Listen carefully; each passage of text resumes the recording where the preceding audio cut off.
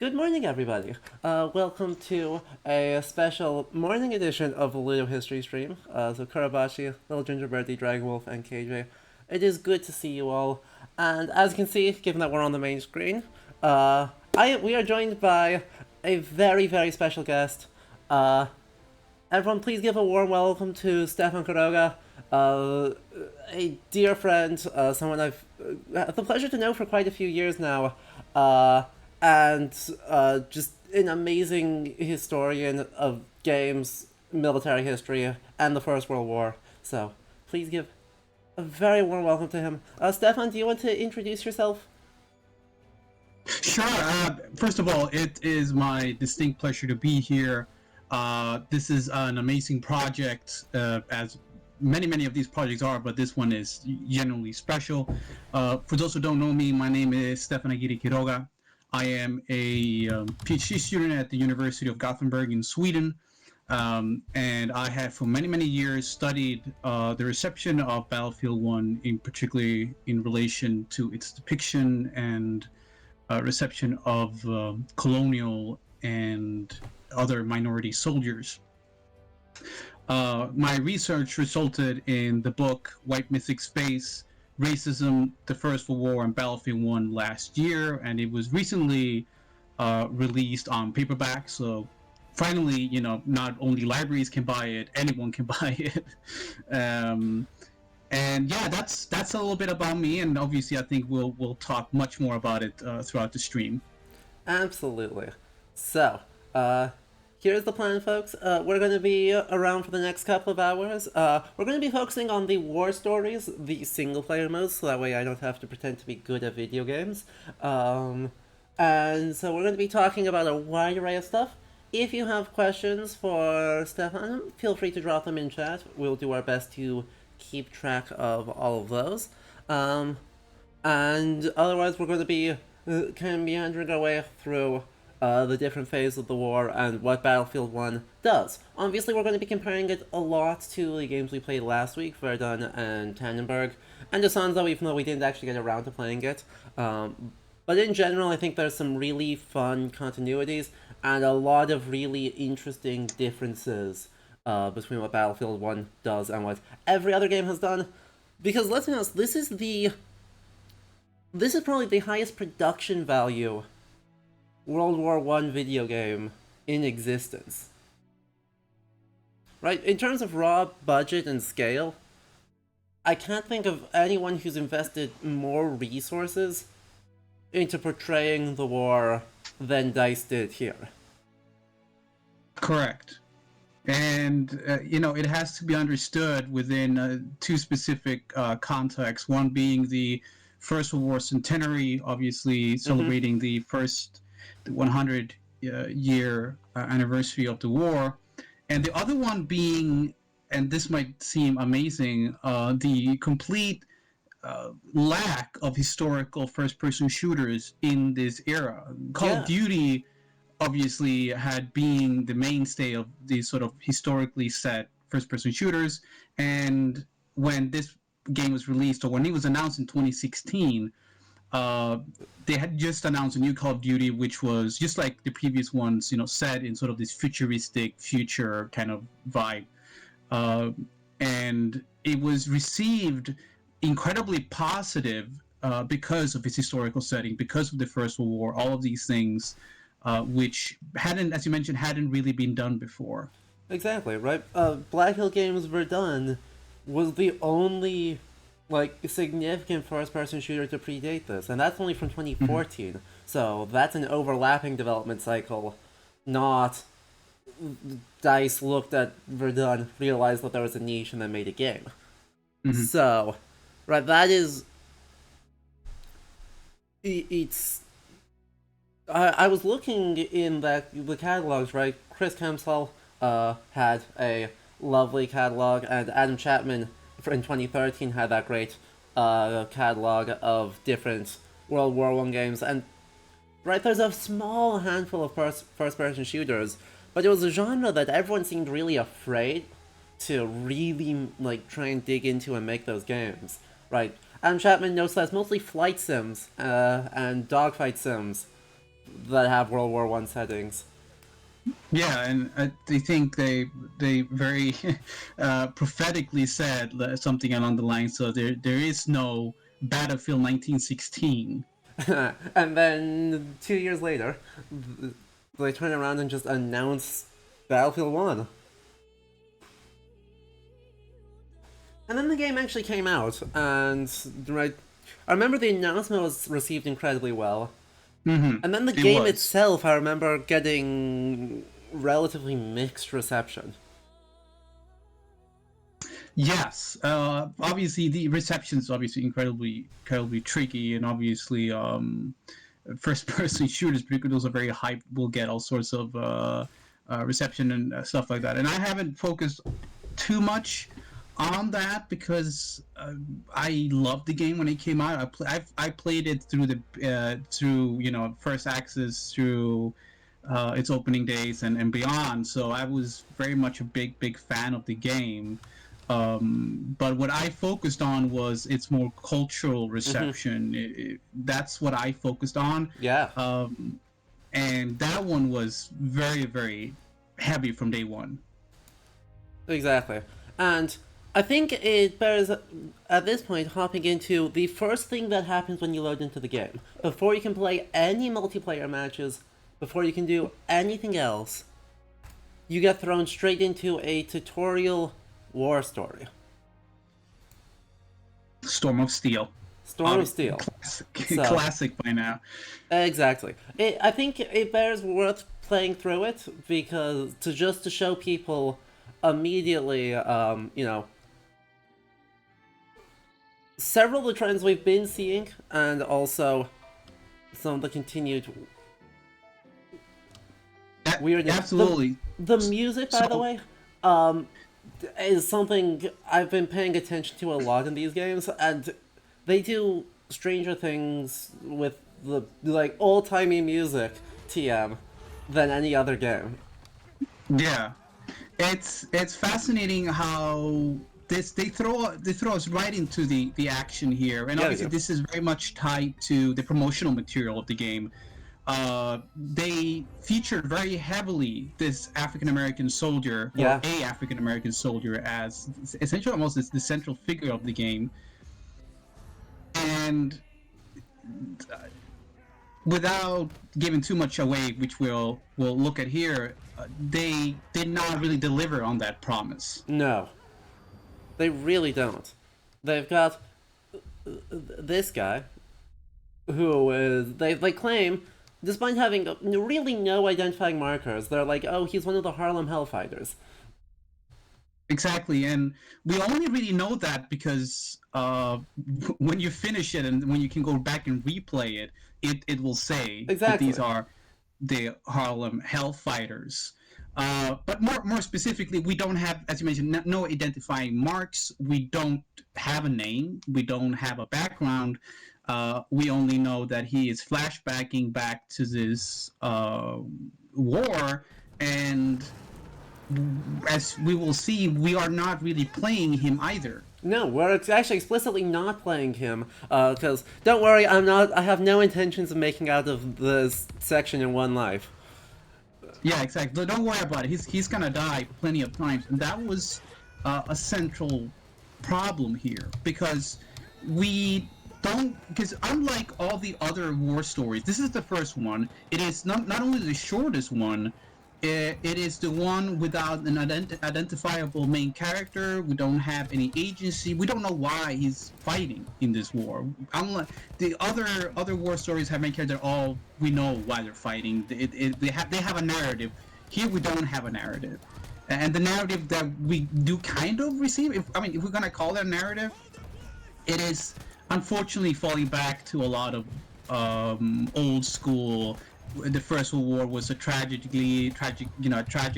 mindless waste of human lives sort of take.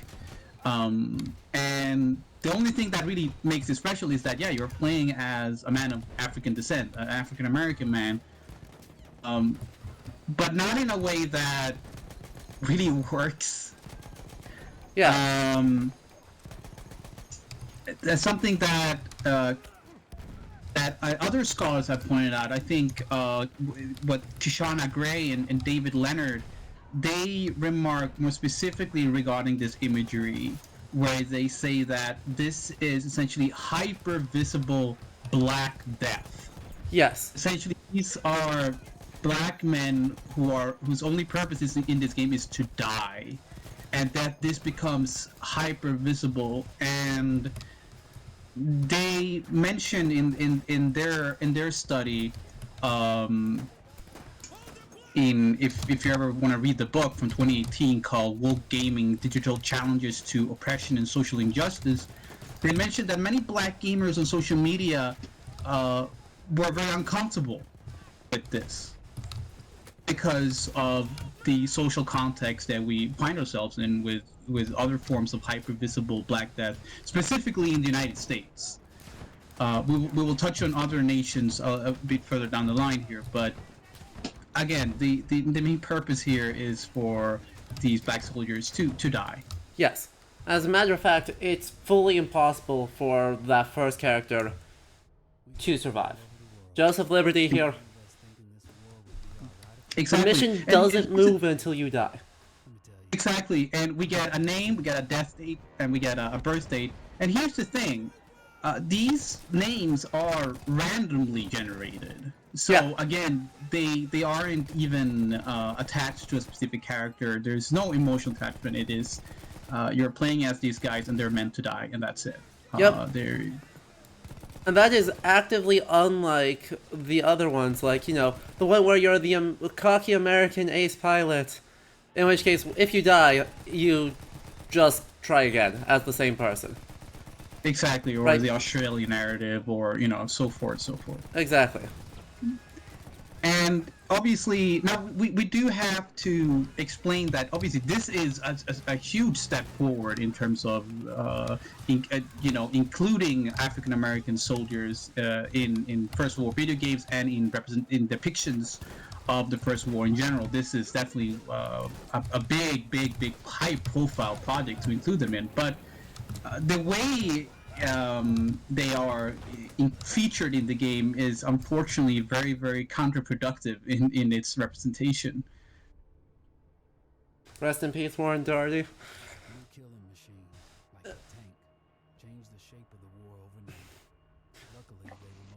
And yeah, we get the narratives, some very expected narratives here, of the, technological determinism and the pointlessness of the complete lack of organization and the grey muds of Flanders, despite this not being in Flanders.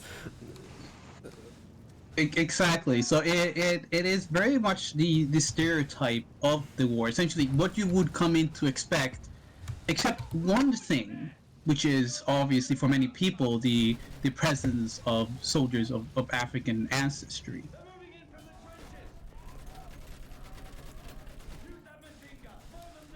And, you know, one of the main purposes from the beginning with this game, the design choices, the thought behind the game was that they wanted to not do this. They wanted to do a game which broke with previous perceptions of the First World War. Yeah, and there's some ways in which it does, right? We're going to take a look, at least partially and briefly, at the... Oh, that's field cannon.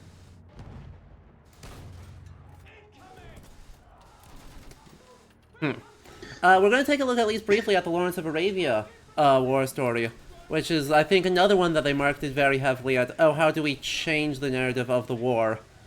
Mm-hmm. And I think that one, in a lot of ways, is much more successful than this Harlem Hellfighters one. Yes. In having a Bedouin woman be the main character and engage in that resistance. Correct. So obviously it features a Bedouin woman named Sarah Goffman as being the main character, which in itself, again, you mentioned, breaks with past depictions of the Arab revolts, but also caused a lot of controversy during... Yes. And also shows, I mean, still owes so much to just Lawrence of Arabia, the movie. Hmm. Right, like there is so much of this that is actually just Lawrence of that, despite the main character being Zara and being not T.E. Lawrence. It's narrated by T.E. Lawrence, and so it still is fundamentally being framed through a British colonial perspective. Absolutely, absolutely, and obviously they while they do allow the agency of this woman to shine through, because we do know that she's fighting for a cause, and doing it. It is ultimately she sort of does play kind of second fiddle to Lawrence, Yeah, which is very very much in lieu with the common Arab revolt slash Lawrence narrative in the UK, for example. yep.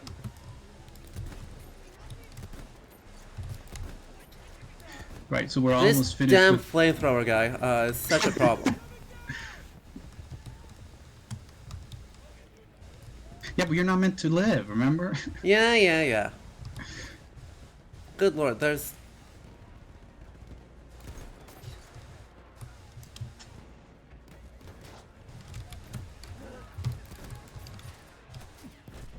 Oh, that's an 8. I should not nade Yeah, myself, yeah. huh? No, exactly. Um, see if we can get through this. This is. Oh, there you go. There's Horace. Bye, Horace. Bye, Horace. We tried. Good to see you. We tried.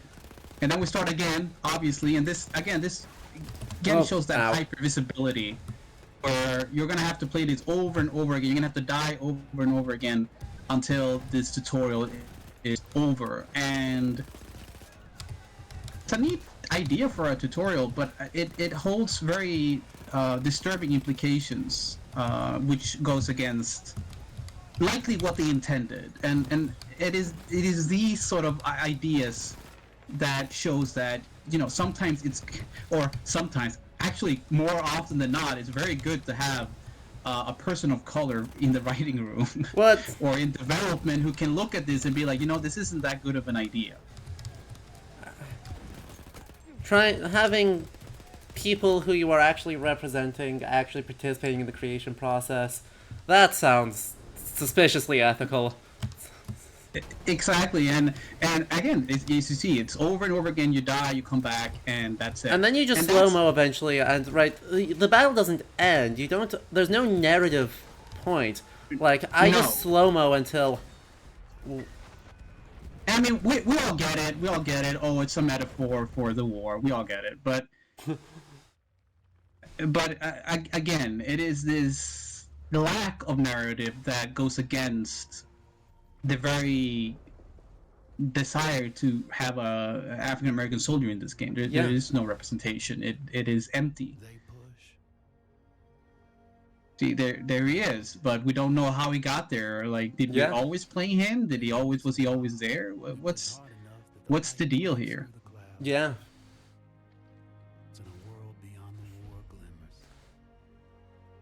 And okay, you get that very beautiful imagery, and then That's it. yep, The end. Then we get a little trailer about what's to come. There's Sarah. yep. We get everyone else. There's the Somme. There's our Anzac campaign in Gallipoli. There's the Ottoman armored train question mark. There's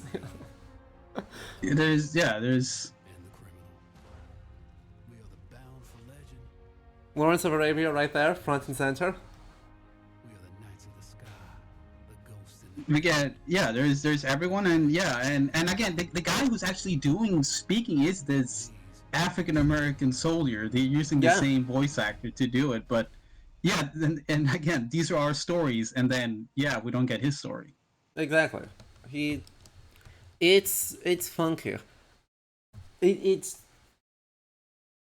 But I'm gonna turn for just a second away because there's a couple of things in the style of how they're presenting the history that I think is really cool and worth mentioning before we dive into another one and continue these conversations.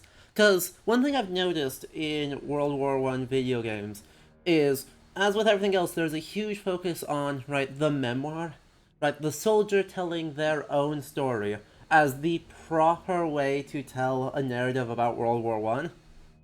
Either Hmm, you have a exactly. documentary, right? You have literally someone is doing a voiceover, like in Valiant Hearts. So you get this narrator who is the objective historian looking from a distance, has decided who is good, who is bad, namely soldiers good, officers bad, and is narrating that. Or you have memoirs. So, in the Nothing in Written campaign, it's literally supposed to be T.E. Lawrence's memoirs that are telling this story.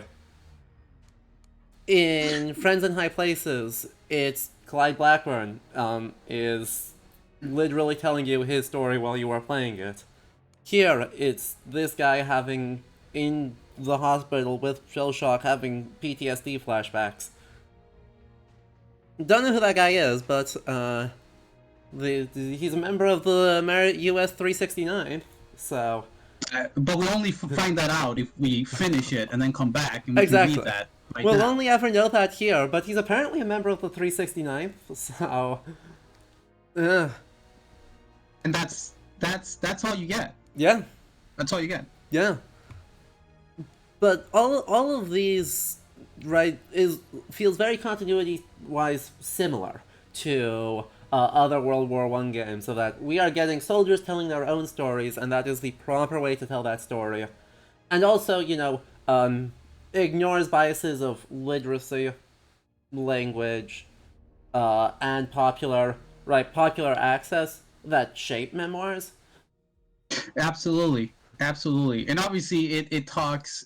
Well, first of all, it also privileges the combat soldier too, Yes. more or less.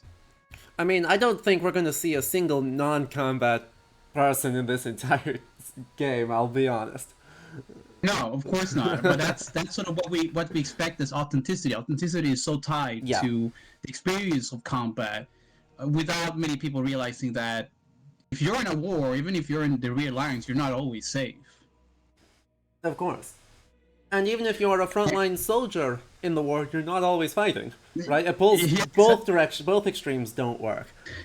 exactly. But it's also important to look at this map right here and also realize that we only have one story that's outside of Europe, which Yeah. is the Lawrence of Arabia, which is the most stereotyped, the most cliche, almost non-European narrative Oh, surrounding the First World War. absolutely. No still no representation of the East African colonial campaigns. Which obviously, I mean, the First World War was obviously a world war. It literally reached all these different uh, corners of the world, and it was fought in all these corners of the world. Now, in the multiplayer, they do move out a little bit. We do get hints of Asia, in terms of like Russia and Turkey. Oh yeah, there's not even Um, like an Eastern Front war story. Wait, hold on. there isn't. There's the There isn't. There Gallipoli isn't. campaign, there's the Asanzo campaign, and there's not a Tannenberg. No, there isn't. That's only in the multiplayer, in the DLC. Okay. Sure, nickel and dime us for it, why don't you, EA? I'm also noticing, in another incredibly weird choice, all of the base game's war stories are, Entente or Entente adjacent characters. Mhm. Right, there's no. Despite the point. Right, this game making a big point in that last scene of Storm of Steel of, oh yeah, there's actually not differences, right? That, oh yeah, you look at this and these are wars fought for no reason, um, by people who are fundamentally pretty similar. And that's, I mean, the most common narrative of World War One soldiery. Thank you, All Quiet on the Western Front. We don't get to play as any Central Powers characters. Yes, and that is of course incredibly peculiar. In particularly since, and obviously, I think that sort of led to very disastrous choice in the Battlefield 5 later on. But you're absolutely right. There is no German, there is no Austro-Hungarian perspective at all. Yeah. The double irony, of course, from our mutual friend Enclave Microstate, that the Storm of Steel is the translation of a German soldier's memoir. Which I do notice that in my book, and I also point out that yeah, there isn't even a reference to any cultural idea of the Harlem Hellfighters, and nothing like that. They're just there as non-playable character almost. As someone else mentioned in the chat before, you can literally just have put gloves on them, and they would have just it would have just been the same thing. Yeah. Apart from, like, what the very first moment where, or the couple of very small moments where someone actually, like, looks directly at you and you can see that that is a black person in the trench or in the mud of Flanders. Yeah, there's nothing. There's genuinely nothing, and that's sad. Also, That like, is this game's sad. color palette does it no favors on that front, because it is. Oh boy, this is sure is brown. No, yeah, no, not at all. And again, that is a criticism that I thoroughly aimed at it, where it is sort of they took a lot of pride in including all of these stories and that to reveal these unknown aspects of the First World War, as they called them, but they just didn't make the effort to do it justice, to make it meaningful. Yeah, I think I think I want to hop into another one of these here to explore the ways in which it doesn't make it meaningful. Right, the Clive Blackman one is always a good time because that's our dogfighter sim, so we may hop into one of these missions later to also show how heavily they have to narrativize it. But I want to try a new one first, so we're going to try this Volunteer for the Italian Arditi, a shock trooper unit battling amongst the Italian Alps, in Avanti Savoia. Everyone was affected by the war. Let's go right into it. Every corner of the world was touched. Shoutouts to the most Texas-sounding Italian. Where no one had dared to go before. Whether it was the mountains of the Alps or the skies above, we found a way. Okay. This would be the war to end all wars. But I wonder if there will ever be an end to human ambition and our will to destroy. There are no villains in World War One except the Germans, apparently. And you mentioned Battlefield 5, where they have story missions where you play as Nazis. So, you know. No, but not only Nazis, the good Nazis. Yeah, sorry. The ones that didn't commit war crimes at all, because Of course. apparently that was, Yep. Definitely. that blew in their faces. Obviously, that was not that was a disaster choice. That was not a good choice. The Dolomites, northern Italy, fall 1918. Italian Austro-Hungary are deadlocked amongst the Alps, braced by snow-capped mountains. Neither side can find a way through. Something. There's going to be a mountaineer doing a thing. Ora vittoria o tutti occupati. Either we win or we all die. Austro-Hungary. That's not how English usually runs that, but that's fine. What? Okay, another stylistic genre thing, by the way. These cutscenes run in 24 frames per second. They're not running even at 30 FPS, and you can see the jitteriness. Exactly, and as you mentioned here, the narrative framing device is ideas of memoirs, of looking back in one way or another. Yeah. You looked very handsome in that uniform. That's not me, that's... And they keep doing this also in Battlefield 5 later on too. Take as long as you need. No, it's okay, Tesoro. It's time I told you what happened to him. It was during our last battle together. Just a few days after Aw. our 21st birthday. My brother's battalion, I'd been ordered to capture a fort deep into enemy territory. And again, this you can definitely see the incredible difference between this one and Storm of Steel. They can't even be compared. No, this is a specific person with a specific mission, or with a specific memoir-like narrative Yeah. that focuses specifically on very human losses and very particular iconographies. Right, like I played the Clyde Blackburn story last night in preparation, and there's this moment where he's got his wingman or his tail gunner and has to carry him across no man's land, and it is literally the ending chapter to All Quiet on the Western Front. Like the same posing, the same carrying your best friend, such as it is, across the space, and the feeling where you aren't. It's unclear, right? I have expected him to just fall over with injury, fall over from a random injury, and end up in hospital instead of merely being court-martialed. Because, yeah, that is what the genre expects. Precisely, and obviously, I would be amiss not to give a shout out to Dr. Van Wilcox, who's an expert in Italy and the First World War, and her work is amazing. So, if you're interested in actual history about Italy and the First World War, please read Dr. Wilcox's work. They're amazing scholarship.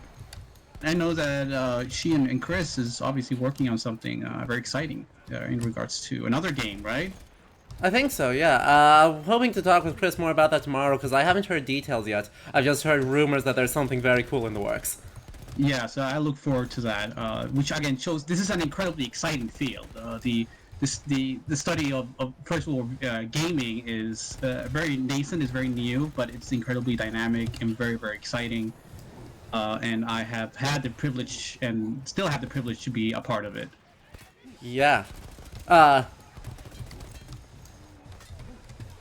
I mean, we also just finished, right, the Middle Ages and Modern Games conference this past week for not First World War video game studies, but medieval game studies. And, I mean, seeing a lot of the same ideas coming up and a lot of the same trends of super duper interesting, oh, come on. Please don't light me on fire. No, but historical video game studies is incredibly exciting, incredibly dynamic, and in particularly for young scholars who are just starting out, this is a wonderful place where it's incredibly welcoming and accepting, and there's so much room for experimentation and just the discovery, and I can't recommend it enough for anyone who's interested in studying history, historical memory, and other forms of humanities. It is an amazing field. Yeah, I think, right, specifically, right, cultural memory and heritage perspectives are becoming a big deal, and I keep feeling like that is the most productive way to be looking at a lot of these games, or the most productive newer way to look at a lot of these games. I agree. There is a there is obviously discussion surrounding the ethics. You have such who's I can't this ECDC0 points out in the chat here. Like they write, like, if you want to learn history, have empathetic stories. Can't they do it without a 4-digit kill count? And those are incredibly interesting and important questions to ask, which scholars do, because ultimately, yeah, you're right. You're right that these games are essentially killing for fun, but we have to think about the audience. You're right. The audience here obviously are gamers, and this high-profile game, Battlefield 1, became for the generation who played this game. This became one of their touching points regarding what the First World War is. Exactly. So that also comes with a responsibility. Yeah, I Um, was thinking about that also with the First World, or with um, the dogfighting level that I played last night, is that every plane was Manfred von Richthoven's Fokker, right? It's yeah. his red triplane, every single one, and we took out I think I had almost 50 of them. Hmm. And so, that makes me the most decorated combat ace of the First World War by a margin of about 30. Exactly. Which is again playing into this idea of the First World War in numerical terms. The First World War, perhaps more than any other war except the Second World War, is so tied to ideas of numerical statistics, and Yeah, it's always been used in different ways. You know, the ways to emphasize the mindlessness. You know, this old historiographical idea of the First World War being this mindless tragedy. Obviously, I remember that even in high school here in Sweden, we were still reminded by our history teacher that the successes during the war could only be measured in inches across the battlefield. Obviously, that is not true, but it is the prevailing idea, and obviously, films and theater such as "Oh, What a Lovely War" famously used the statistics of the first day of the Battle of the Somme to make a very anti-war argument. yeah, So ideas of numeracy and stuff like that, it fits very well together with video games, you know, which is also all about the numbers too. How many people do you kill? You know, how many? You know, what rank are you in? For example, in this, there's a ranking system here too, and so forth and so on.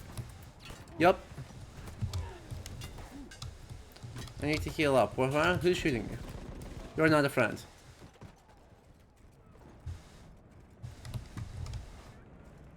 Bacon Bandit asked if there's been any War One games you liked so far. I mean, yeah, absolutely. I've liked pretty much all the ones we played except Great War Western Front, and that's mostly in I don't like. It turns out I actually don't like strategy games that much. I think trying to make a good strategy game in World War One specifically is incredibly challenging. I think your question, Bacon Bandit, rests on two things. One, what do we define as good? Good in terms of history? Yeah, you're not gonna. I don't think there's a single one. Valiant Hearts is Uh, almost certainly the closest, oh, and even that, yeah, absolutely. That's I think it's the closest one, right? yeah, But I mean, I'm gonna be honest with you, Bacon Bandit. I love this game. I love Battlefield 1. I spent countless of hours playing this game. I have so many great memories of playing this game. So for me, this is a good game for me personally. oh yeah, But is it a good First World War game? Well, that's a different question. yeah. Oh, he didn't die. Could you explode, please? Yeah, just explode. Just stop with the Exactly. flamethrowers. Stop having a flamethrower. But already we can see that as we progress in this level, I can't really speak too much about the Italian memory. I'm going to leave that to Dr. Wilcox if she ever feels like getting on here. That'd be dope. Um, but more specific for me is that we can already notice that we've already gone on for quite a bit in comparison to the opening Storm of Steel, for example. Yeah, So the length in itself is a big difference, and this is just the first mission in this narrative. exactly.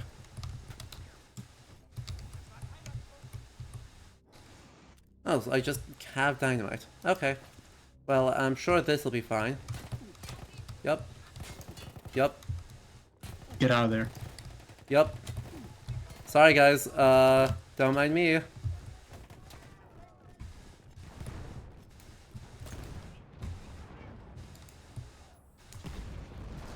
There we go.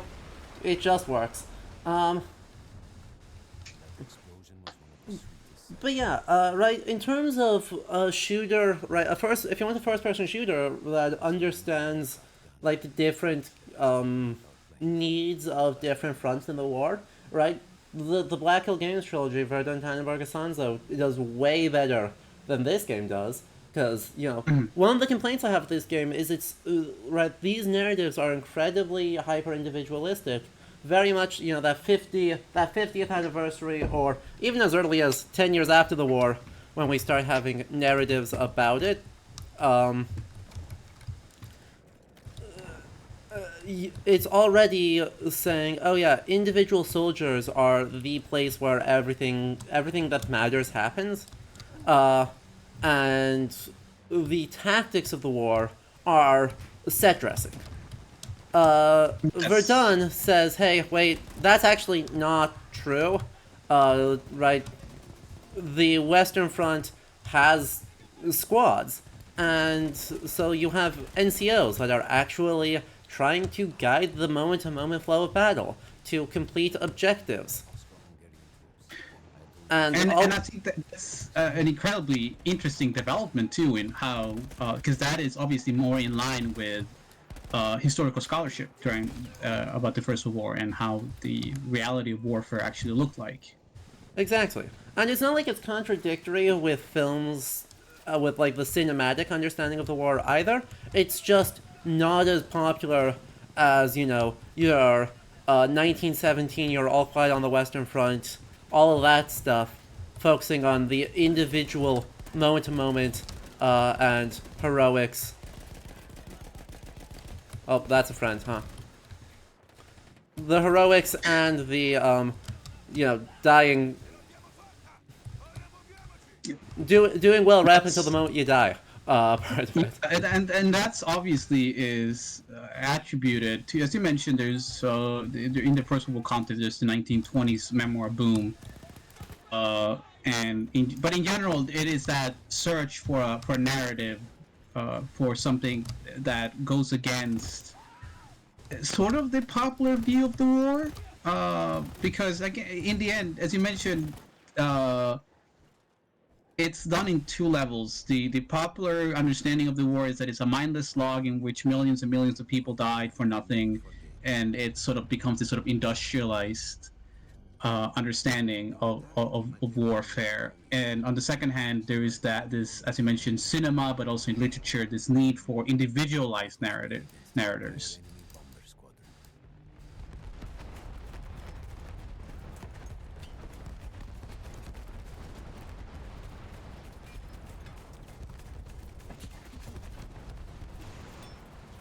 Oh, I overheated, huh?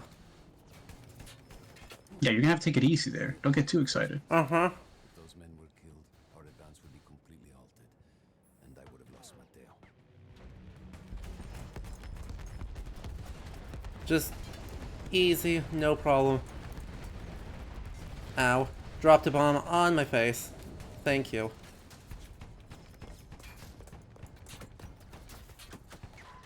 Really? You're not dead yet?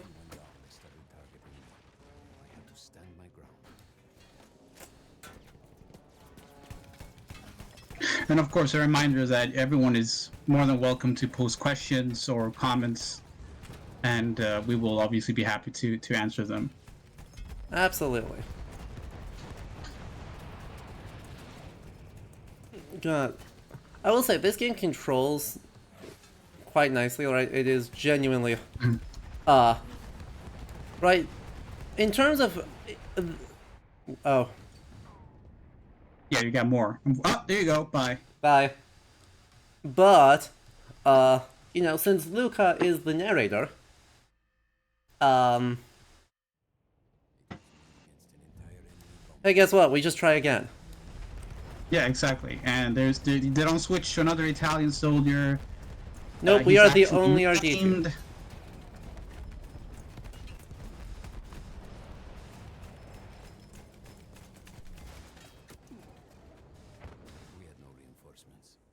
Those men were killed, our advance would be completely halted, and I would have lost Mateo. Like that should be that one down. He's gonna drop a bomb on my head, and I'm fine. This is fine. Everything's fine. Yup. I'm glad we're able to just tank a bomb. After the first few went down, they started targeting me. I had to stand my ground.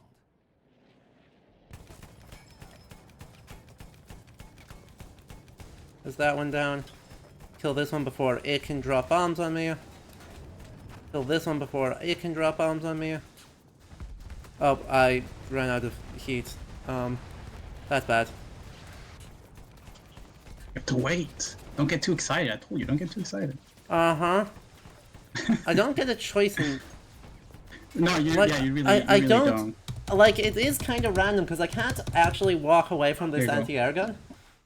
No, you have to finish this. Exactly, so we're just gonna keep... We just kind of keep doing this, Until you win, and then we get a break. Exactly.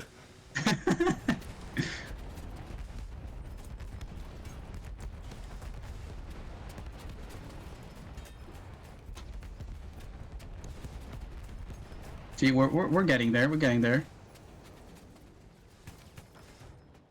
I take out fighters extremely quickly. Like, Our advance would be Yeah. completely halted, and I would have lost Mateo. I'm gonna deal with this one first, because this one's the one that's landing, dropping bombs directly on me. There we go. And there we go. Yeah. After the first few went down, they started targeting me. Oh, there's another one. Appreciate more. that apparently Austro-Hungarian pilots in their aircraft have decided that strafing anti-air guns is the best use of their time. Look, That's just the way it is, okay? No, but yeah, there's a lot of these, you know. I'm gonna die in the same spot I have all the other times. Yeah, no, you're gonna win this. You're gonna win this. Nope, fully not. Oh, Fully not going to win this, cause I'm not. I wonder if I should aim for the wings a little bit more on some of those to try and better take them down before they can do a bombing run on top of my head. Because if more than Yes. one bomber drops a bomb on me, I just lose.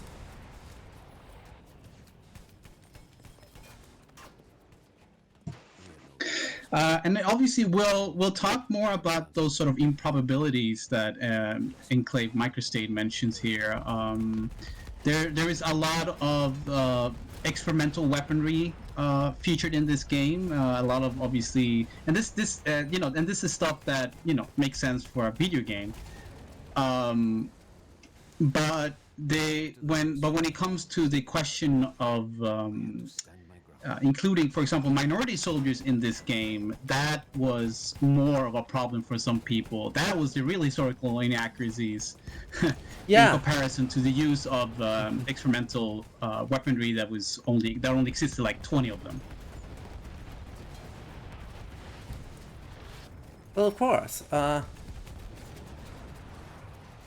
I don't have any heat left. Okay, got that one. And if I can take out this one, then we might be okay. Nope, there's another bomber. But yeah, right? That's always been a thing with historical accuracy, is weird experimental weaponry. Great choice. Totally fine. No problems have ever happened. Oh, we have a small problem. Of course.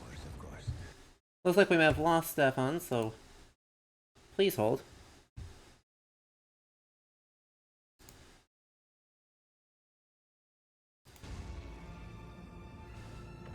We're gonna finish the cutscene, then we're gonna get Stefan back loaded, back up.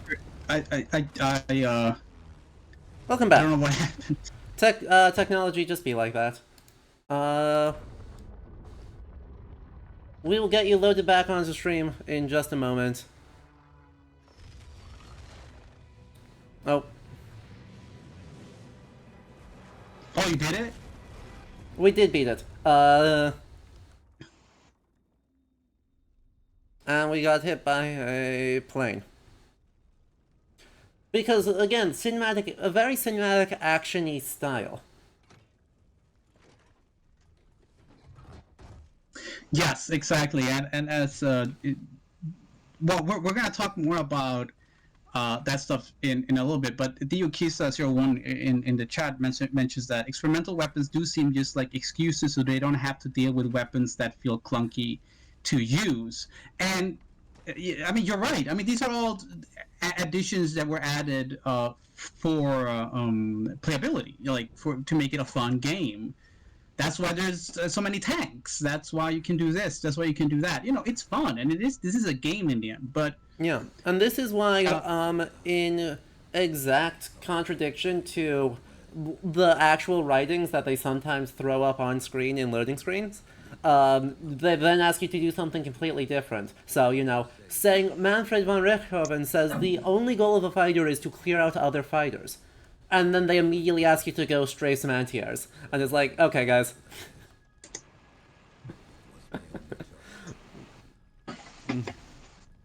And so, right, things like that are incredibly important for playability, right? Because this is trying to do the fantasy of the right. It's the fantasy of the First World War as a powerful setting, honestly. Right? Hello. yes, then we're back. I see you. I can- I can't find the Discord call though. So did I move it completely off screen? Please, chat. Please hold while I figure out Discord. Yeah, so sorry about It happens. something messing up. Yeah, it happens. There we are. You should be closer again now.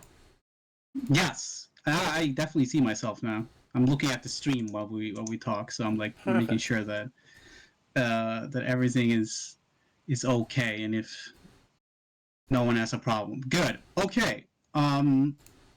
So Bacon Bandit writes that it seems that Battlefield 1 falls under the trap of trying to satisfy history buffs, but also trying to satisfy the first-person shooter gamers. I'm curious if they do or do not.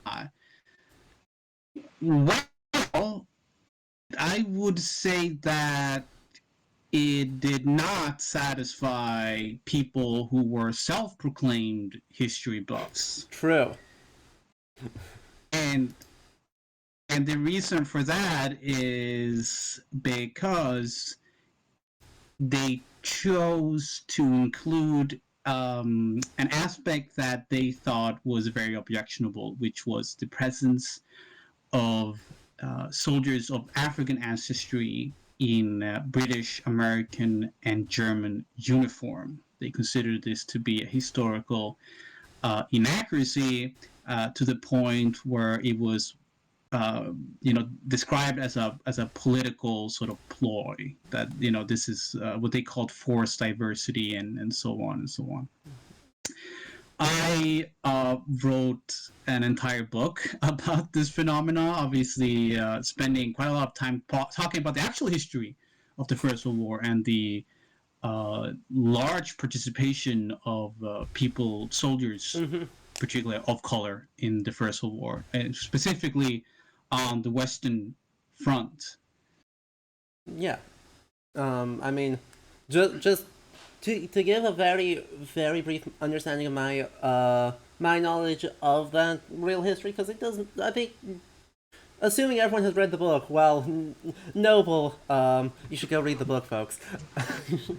But Paperback now. right, French colonial soldiers from Senegal, Algeria, and Morocco probably are the single greatest regiments in the 1914 to 1916 on the Western Front. And then, very famously, right, we have the American 369th, the Harlem Hellfighters, and British Indian forces in the British Expeditionary Force. And then, right, in terms of the pop cultural acceptance, the list ends there, and the list should not end there, because there were soldiers of color beyond the Harlem Hellfighters in the American Army, often assigned to French commanders. There were British African troops, both South African and OSHA, conscripts and impressments. French impressments from Congo and from East Africa, and Indian regiments all around the world, right? Not only on the Western Front, but in Persia, in Gallipoli, and in Arabia. So, huge amounts in the Entente forces. And then in the Central Powers, right, there are far fewer regiments of color. In fact, but there are still soldiers of color serving with distinction in German regiments in World War One, both in combat and in non-combat roles. And there seems to be a hierarchy. There's yes. So as you mentioned very succinctly here is that there are obviously three prongs of what is acceptable in popular representations of the war, which is the Senegalese riflemen, the 369th Segregated Regiment, the Harlem Hellfighters from the United States, and the soldiers from British India. And in reality, obviously, we are looking at a far wider participation of soldiers of color during the First World War. If we only look at the Western Front, we will realize very quickly that the Western Front between 1914 and 1918 was the most multicultural, multiracial place on Earth. It literally drew soldiers, laborers, and everything in between from all corners of the world to Europe, because obviously the main powers who were fighting were colonial powers. They held these overseas possessions where they could draw these pools of men to fight on the Western Front. But not only that, because we can talk about the colonial soldier. For example, Great Britain drew soldiers of African ancestry from what is today the Caribbean and what is then known as the British West Indies. Soldiers from everywhere, from Jamaica, from Trinidad and Tobago, what is today known as Belize, and so forth. They came and served as laborers on the Western Front. They weren't allowed to fight on the Western Front because the British were very uncomfortable with these soldiers from the West Indies fighting white men. They were instead sent to the Middle East to fight the Turks, who were considered by the British as being less white. However, this does not mean that there were no black soldiers in British uniform fighting on the Western Front. There were, because now we have to talk about a different aspect that has nothing to do with colonial regiments. We are going to talk about the fact that there were black soldiers in otherwise all-white regiments, in what is known as metropolitan regiments.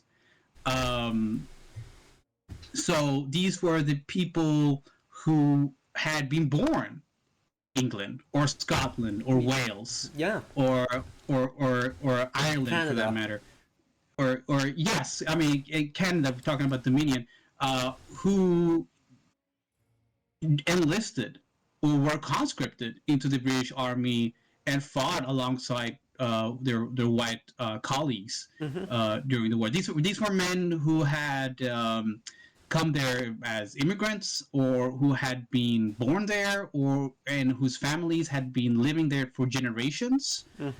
In the case of Germany, for example, if we look at Germany, we have several examples of men of African ancestry fighting in German uniforms. And these were men who came from the German possessions in Africa, the German colonies such as Cameroon or Togo, and who had migrated to Germany, who considered themselves German. Many had their own children, many who had grown up in Germany, and who were conscripted or enlisted in the Imperial German Army before the war or during the war, and who then fought both on the Western Front and in the Eastern Front, and as well in the Middle East. Um, Yeah, so there is a huge history that uh, throws a completely new light on the First World War and the person who fought in the First World War. Because I'm just mentioning a few names. I mean, I could go on. I could talk about the Congolese soldiers who fought in the Belgian army on the Western Front. I could talk about the indigenous soldiers from the United States, from North America, from Canada, from Australia, from New Zealand, who fought in the respective armies. I could talk about laborers coming from the Pacific, from as far as Fiji or from China, to labor on the Western Front, to bury bodies and to clean up after these great battles. Mm-hmm. And we can go. I mean, we can go on, and I could, and hopefully, if you're interested in knowing more, I have written in my book. There is a chapter where I write specifically about the global aspects of the First World War. But the problem here is that these ideas, these notions, they disappear from the popular memory of the war. They were either willingly erased in the aftermath of the war, or they were just neglected. And it took until the centenary, starting in 2014, for these stories to come back to surface, to be recovered, to be integrated into these wider narratives. And Battlefield 1 is part of that process, because DICE, the developers, when they made the game, they specifically wanted to include them to show these new aspects of the First World War that were being, were being updated. And that is a great, amazing effort when you really think about it. They wanted to draw on modern scholarship. They wanted to do all these things. What I explore in my book and in my research in general is what happens when you have this new scholarship and it goes against what people already have, their preconceived notions of what the First World War is. Because people don't draw their ideas of the First World War from modern scholarship. I mean, the layman, the general public, they don't read these heavy tomes. No. They draw it from movies. They draw it from video games. They draw it from, YouTube videos. Yep. And that became a problem. That does become a problem. As much as there's some great work being done in all of those spaces, there's a lot more bad work being done in those spaces. And I mean, I think we'll pick up with there after our first ad break. But before we do, I just want to acknowledge what the stakes of that are, because if these stories aren't given front and center, what replaces them is deliberate erasure from the war itself, right? Because I saw German propaganda that is incredibly racist and is portraying French use of Senegalese, right, the French Senegalese regiments as coming to sexually assault the country of Germany. And right, those are the stakes, right? If these people are not given due justice, what replaces them is white racist propaganda. Yes, absolutely. Of course, for Germany, the employment of colonial soldiers on the Western Front was essentially a war crime. They saw it as something that went against all laws and regulations of civilized warfare, of using black soldiers against white troops. So in their very, very incredibly racist propaganda, they portrayed soldiers as these ape-like cannibal creatures who were expert at using knives to cut off the heads of innocent German soldiers. But even amongst French, even in France, racist caricatures were used to sort of make the idea of black soldiers safe for a French public. most famously the ad the for how do you say it in front for Banania,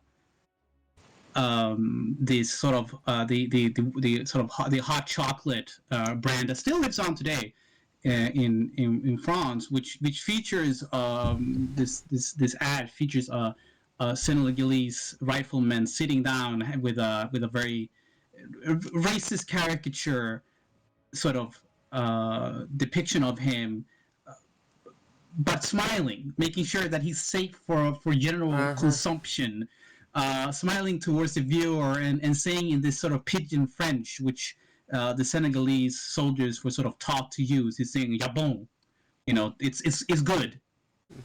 Yep. Yep. And yeah, it's rough, and yet that has a much bigger impact on popular memory than these people's actual lives, which yeah, it's bad, and that's why the work what you do is so important, and that's why as much as we like enjoy this game and think it is has really good intentions, right? It's worth being critical of that and worth trying to spread that history and being better because yeah, we gotta. Absolutely. I'm gonna put in the chat. I'm gonna link to the propaganda, the advertisement from 1915 for those who Yeah. would like to take a look. Oh boy. That And yep. I'm using my wonderful username, by the way, Uh, Leif Olson. Amazing. Shut up. Shut up. All right, and actually, on that note, we are actually going to take a very brief ad break. So, about every hour, we try and do this so that we can stand up, stretch, get refills of water. I've been seeing the Hale hydrates. I got coffee, but we need to get more water, stay hydrated, stay healthy. In this ad break, of course, feel free to keep talking, keep asking questions. We'll respond to them when we come back, and also take this ad break to go buy Stefan's book, White Mythic Space, available wherever books are sold. All right, so I will leave you as always with our questing snails. But we'll be back in just a couple of minutes, so do not go anywhere. We'll be continuing with more Battlefield 1.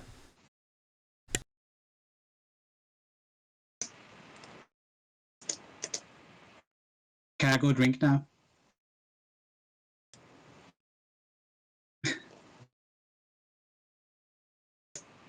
We'll be back in 3 minutes.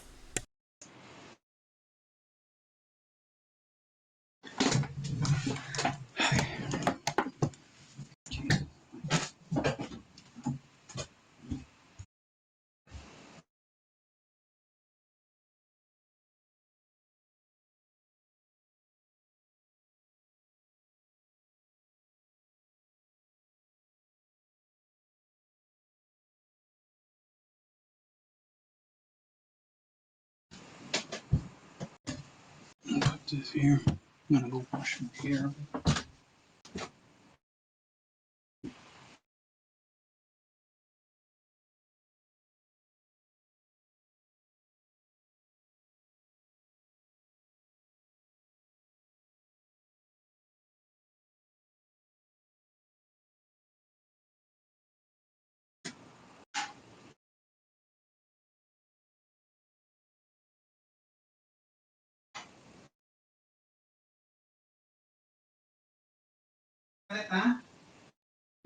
Palette, Palette, jusqu'à pour moi.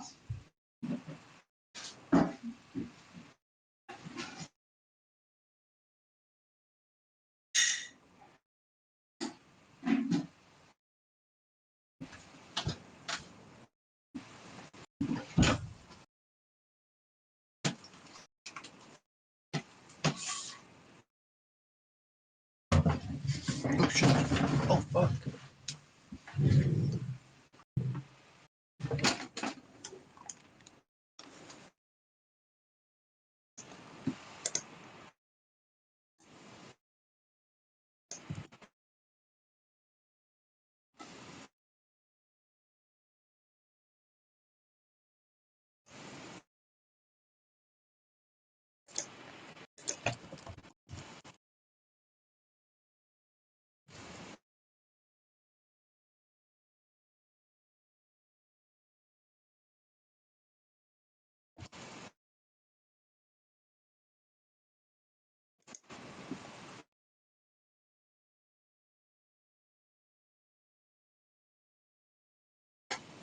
But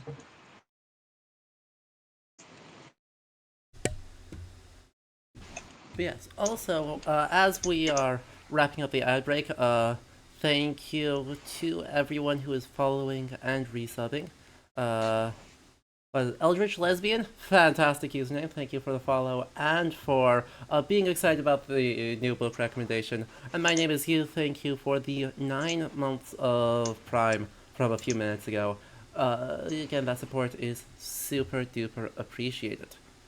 But now, our ad break should be wrapped up now, so welcome back everyone to Little History and to our continued deep dive into World War One in video games. We are going to hop straight back into it because today, if you are just tuning in, we are playing Battlefield 1 and are joined by Stefan Aguirre Quiroga, the author of White Mythic Space, Racism, the First World War, and Battlefield 1 to talk about a whole bunch of topics.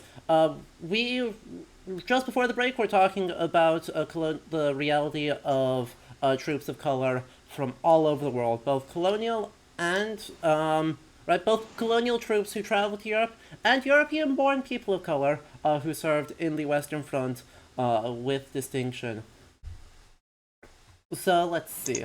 I wanted to pick up though on some of the pop cultural side of things and think more generally about sort of the narratives about World War One, because I think we are seeing some really good information coming out since the centenary, right? The Great War YouTube channel, despite not being perfect, does some really impressive public outreach work. There's been some really good accessible books published, and a lot of media coming out in recent years, right? Yes. Good lord, I don't know what's happening this year, but they keep announcing new World War One media, and I don't understand it. So yes, absolutely. So the centenary starting in 2014 was incredibly stimulating in terms of these new projects, of new ways of looking at the First World War, and sort of questioning sort of these old narratives. In some cases, they have been incredibly successful. In other cases, they have not been as successful because it sort of falls back to very old ideas. I'm thinking specifically on the Academy Award-winning film, The All Quiet on the Western Front, which was definitely regressive in its sort of depiction of the First World War versus other cultural sort of media. But yeah, so there has been a big change in the way soldiers have been depicted with the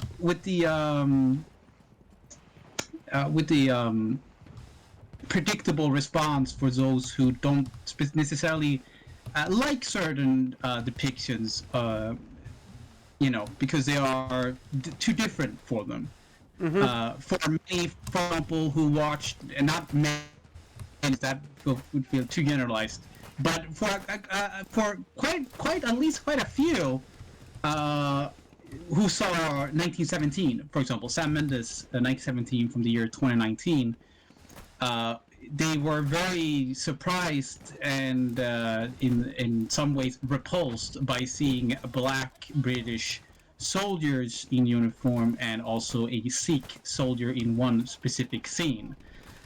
For them, this was again paramount to rewriting history. While in reality, modern scholarship fully supports the depiction in this film. I ran into barbed wire. Turns out that's bad for you.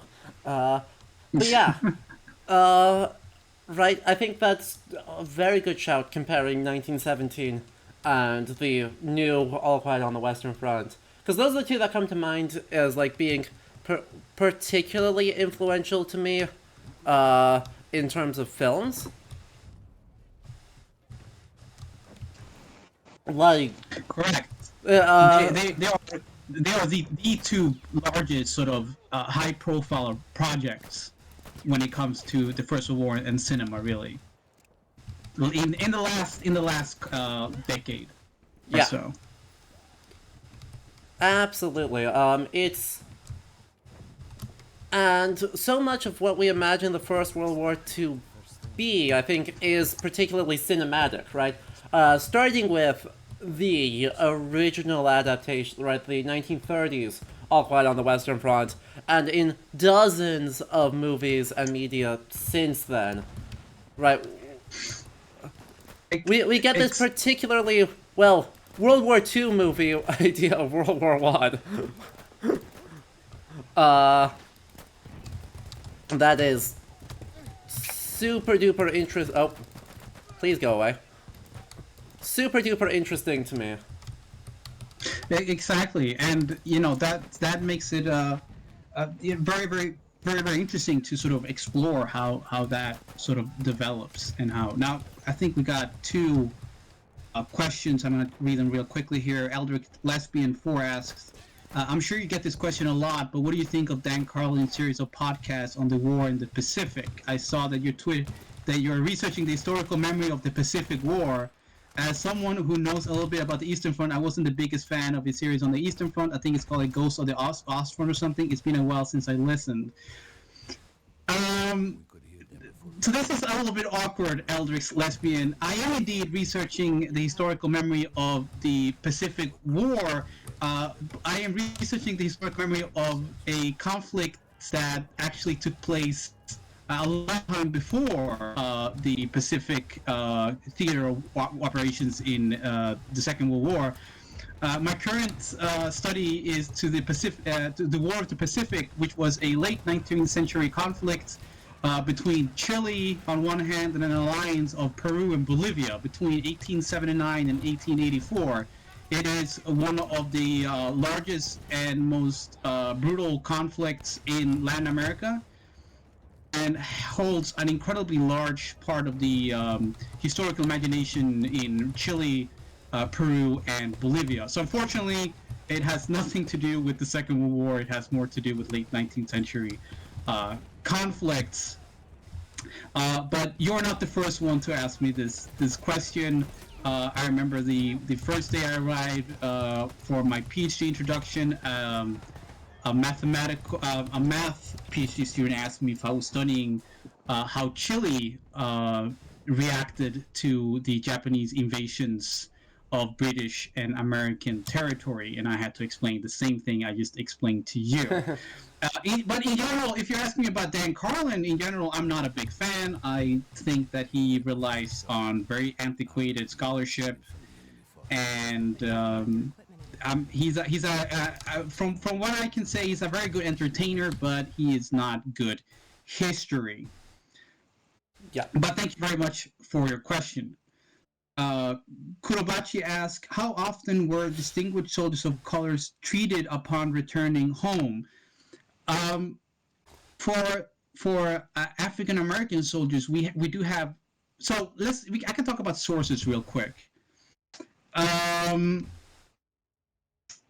The source material in relation to soldiers of color is very very low. This is completely natural because we don't. When it comes to use ordinary people in history, we rely very much on what is produced by them and about them, and it has become almost a cliche. But I think it's very correct to say that people of color in European history are sort of invisible in the archives. Because unlike American history, for example, in the United States, where race is specifically emphasized, you go to censuses, you go to, it's always remarked upon. But if you go to British censuses and so forth, you're not going to find colored next to their name and so forth. So we have that, and obviously not everyone is literate, not everyone wants to write about the war. So we're left with that. But we do have one specific example which is worth pointing out. The most distinguished soldier of color in the First World War in the United States was Henry Johnson, who valiantly fought back against a German trench raid and reached notoriety in American newspapers. He was essentially hauled as a hero. of the First World War in the United States, which, when you think about it, 1918, 1919, that would seem very strange in the United States. But he was. And there are countless of photographs of him. He was widely decorated. He was, predictably denied the Medal of Honor. But he became very, very much, very like highly. He was giving a lot of attention. But the main issue here with this story is that obviously it does not end well. Sergeant Henry Johnson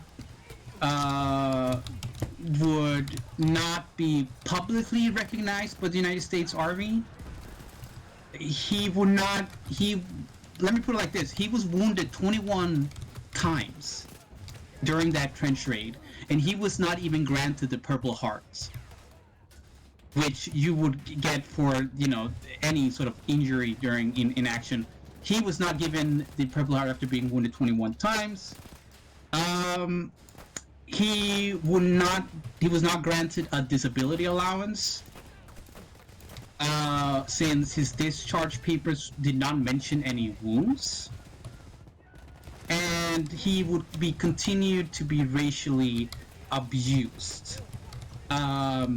So upon returning home, he did go around and making lectures. He protested against the racial abuse that him and his fellow soldiers had to endure. And he did get some money, obviously, from these talking tours, but for the most part, his health declined because of his wounds. He passed in 1929 because of his wounds. He died in poverty. He was only 36 years old when he passed away in 1929. He would be recognized in 1996 by then President Bill Clinton. He would be getting his Purple Heart in 1996, and in 2008 he was posthumously awarded the Medal of Honor by President Barack Obama. So his life story sort of goes to show that, for the most part, it did not really, even for distinguished soldiers, it did not lead to any wider recognition. But other soldiers, they lived in anonymity, but they continued to attend, veterans reunions. In London, for example, there was an entire, I would say, group of black veterans who met occasionally, and many of them could be seen in public life and so forth and so on. But just like white soldiers, many just went on and lived their lives like usual. Like they tried to return to that civilian life they had once led. Yeah. I'm just gonna be like, no, like Eldrick's lesbian. I would love for you to read my thesis once it comes out. It's a passion work. I just came back from South America from doing research there, so I literally throw myself into this, having been back in Europe for only a couple days. Which I deeply appreciate. By the way, I know that international jet lag is very real. I took a great nap before coming on here, so I'm fantastic. But yeah, right, the historical memory of warfare, I actually agree, right? That's the only way I feel like, ugh, darn flamethrower troops. We'll start calling them flamethrower breaks. Will you stop? Well, while you're dealing with the flamethrower, I'm also gonna pick up on that. Yes, so the historical memory of warfare is fascinating. I find it absolutely fascinating, just like you, Eldrick, and that's what sort of I've been spending these last couple of years of my life on researching. starting with the First World War, moving a little bit into the historical memory of the Vietnam War, and now with the War of the Pacific. And it is an incredibly interesting way of looking at military history of the history of warfare, and also the societal impact that warfare has. That we create these narratives and these ideas about what it is to fight a war, what it is to be a war, who is fighting this war, and so forth and so forth. And as you mentioned, it is very important to the history of international relations. National narratives about wars have a great impact into how nations see each other, and how this impacts diplomatic relationships. No more pertinent than in my current research, which involves Chile, Peru, and Bolivia. The memory of this war, which took place more than 140 years in the past, still has a great impact on the relationship between Bolivia, Peru, and Chile. The conflict that ended in 1884 is the reason as to why Bolivia does not have a coast. Chile deprived Bolivia of its coast due to this conflict. And obviously this is an incredibly sensitive question to this day in these nations. Mm-hmm.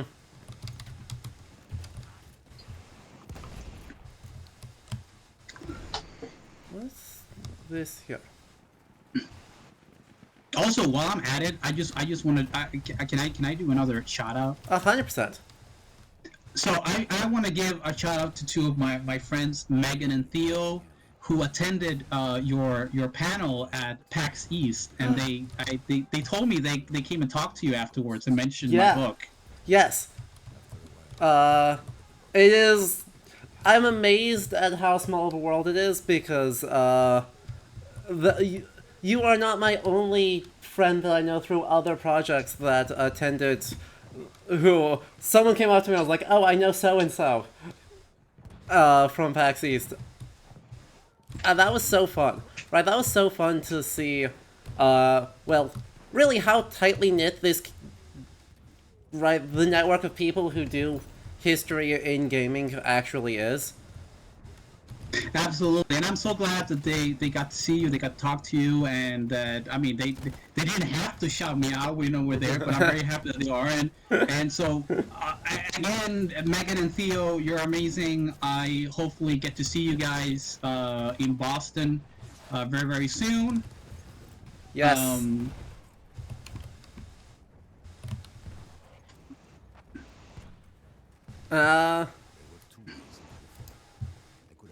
But yeah, I want to pick up also on the historical memory with my own perspective. Of that is the only way I can do military history, right? I largely don't care about military history, right? The nitty-gritty side of it, of how do, right, of the logistics, the weaponry, all of that oozes out of my brain extremely quickly.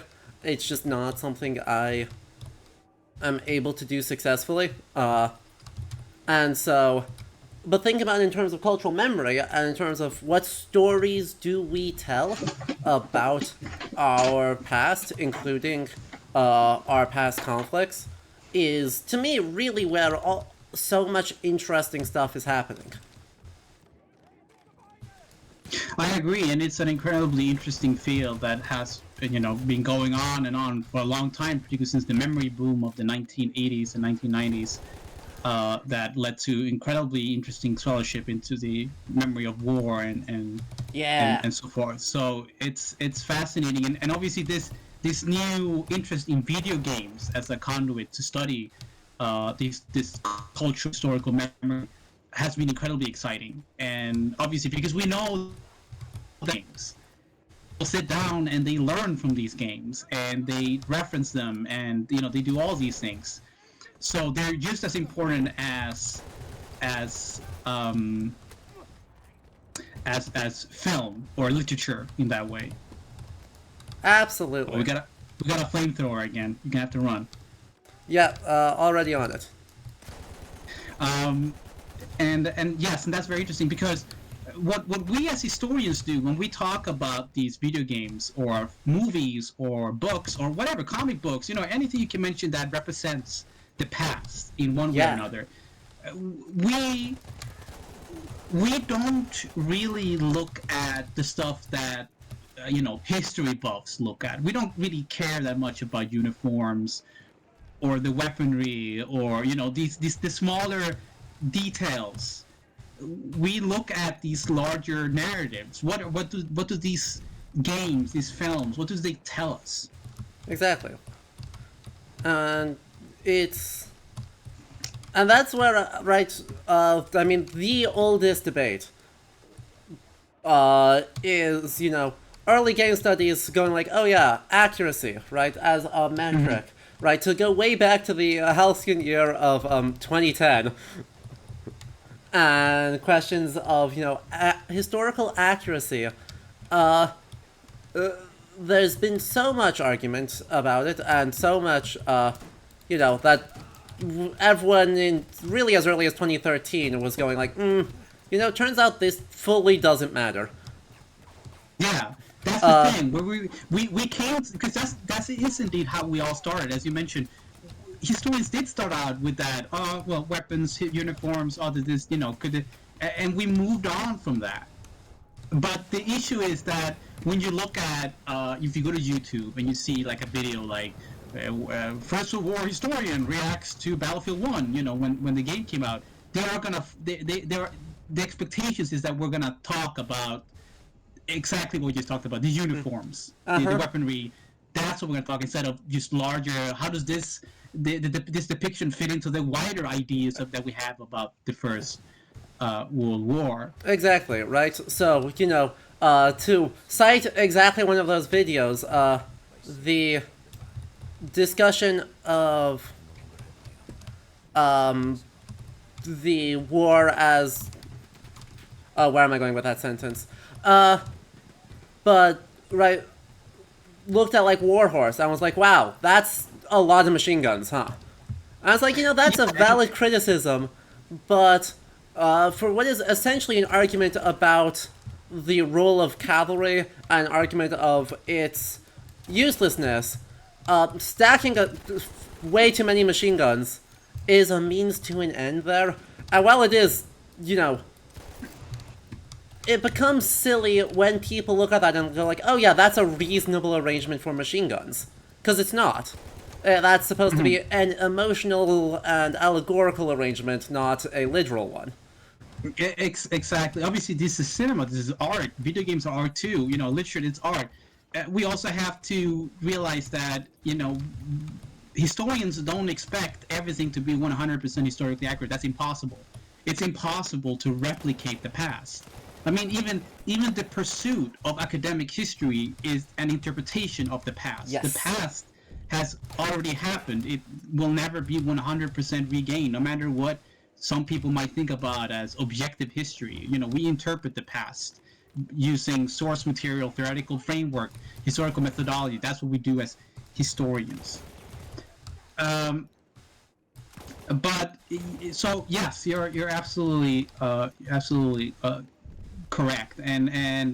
But as something that I explore in my book is what happens when you introduce a representation of the First World War that is more in line with current research, and it crashes with people who don't see it as historically accurate because they rely on older representations as being this is the objective truth about the First World War. Yes. And I thought that was, incredibly, interesting. And just one quick point, because Clay Macrosley has a great comment about the sort of YouTube videos, for example, historian reacts, and they write, one wonders if it's most a product of editorial interference, either actual or preemptive self-censorship / warping framing by those doing the interviews. And I think you're absolutely right. It most likely is. Yeah. And that is because that is what is expected out of a historian. Exactly. And I mean, we all have relatively in depth or good secondhand knowledge of that, thanks to, of course, all of us knowing Rolf Nienendijk, who has very successfully had great experiences spreading his glorious ditch propaganda. And his work is amazing because he does what what historians do. He does exactly what we should do. We talk about larger ideas about the past as represented in these works, Yes. and that's what historians do. So I think his videos, by the way, are amazing. He is an amazing scholar. And you should definitely look it up. His videos are super fun too. Exactly. You don't really know much about what we do on the game study side. Do we have recommendations for where to get started? Which is, an excellent question. In my opinion, right, the place to get started is the 2013 book Playing with the Past. It's not the lightest read, but in terms of the quantity of scholarship that has been accumulated in one place, that is basically foundational. Yes. So after playing the book is sort of like gives a great idea as a foundational text, sort of like a good starting point. But from there, you can move in all sorts of directions based on what you're interested in. I can speak very briefly about my publisher, De Gruyter. And De Gruyter has a series called Video Games and the Humanities, Yes. which feature all sorts of volumes on different aspects of game studies in relation to the humanities, history, and all sorts of stuff. So you will find books on counterfactual history. You will find books on women in historical and archaeological video games. Yes. Jane Dracott's book on Absolutely. women in classical video games as well. Like, tons of phenomenal stuff that De Gruyter and Routledge are like the two academic publishers to be looking at here. Absolutely, and I mean, you just look at Esther Wright's work on Red Red Redemption, for example, and Yes. Rockstar games in general. Like, there's so many angles, so many ways of doing it. There's studies on civilization. There's studies on everything you can imagine. I'm gonna link to the volumes in the chat for those who'd like to check that out. But there are so many different ways you can go after reading. Sort of like just get yourself an overview. Read Chapman or stuff like that, and then move into what interests you. Exactly. If the First World War interests you, there's a bunch of stuff there. There's my book. There's Chris Kempshell's book. There's articles. There's everything. There's stuff on the Second World War. There's stuff on other stuff. The sky is the limit, and new stuff is coming out all the time. And here's the good thing. If you're an academic or if you're someone who likes to research this stuff and you don't see what you want to see, then you can write it yourself. Easily. That's the good thing. We in fact actively encourage you to do that. The other thing that the other category of resource I'll recommend is Twitch streams actually are becoming extremely popular as a way to do this. So, right, I'm going to shout out our friends over at the Save Ancient Studies Alliance, who I will hopefully be joining later this summer, as, right, if you want more archaeologists playing games, well, they do really, really good work in doing archaeological communication through games. The folks at the Value Foundation at the University of Leiden run game jams, conferences, and a Twitch stream project that just won a major Dutch academic award for public outreach work. So there's a ton of stuff actually proliferating here on Twitch, as, like, unironically, one of the leading forces for the public dissemin or public facing side of this work. I still think about that field. Absolutely, and I and all the scholars I've met within this field, I can generally say are some of the nicest people you'll ever find. They're incredibly open. They love to talk about ideas. So feel free to just contact them, send them a tweet, try and see if you can find their email. If you just want to get into it, just do it. I personally am incredibly open. If you want me to talk about it, if you want me to, if you want to chat with me about it, please do. If you want me to get on your podcast, even better. If you want me in your conference, please get in touch. We'll find a way around it. We can do it. Yeah. And Wolfie in the chat asks, what can we non-academic / historians, historian people do? What do you think? What can they do? They can read. That's a good place to start. Yeah, tell your friends about this channel. I need more people to show up. Yes, more people to show up to this to Twitch here, to this channel, Ludo History. But also, Wolfie, you work in game dev. You occupy the other half of the media, right? I've published an article, right, arguing that this sort of historian, if you're trying to do public-facing work as a historian, you need to, using discursive theory, position yourself differently than as a historian doing academic work, and think about media criticism in a different way, and approach that just differently. As a creator, right, the big thing is, talk to historians. Literally, right, if you're doing a game with a historical setting, talk to us, right? Even more than reading our published work, talk to historians, think about what historians find important, and then think about how do you adapt that into media with all the other constraints of your specific form of media and the genre you're working in.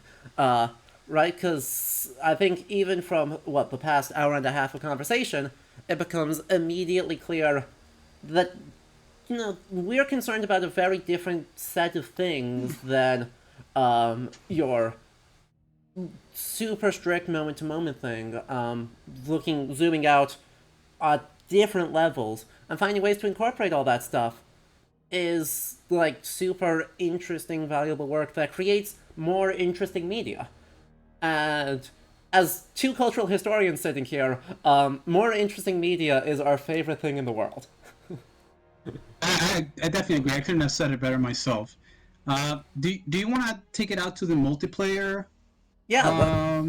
Let's take it.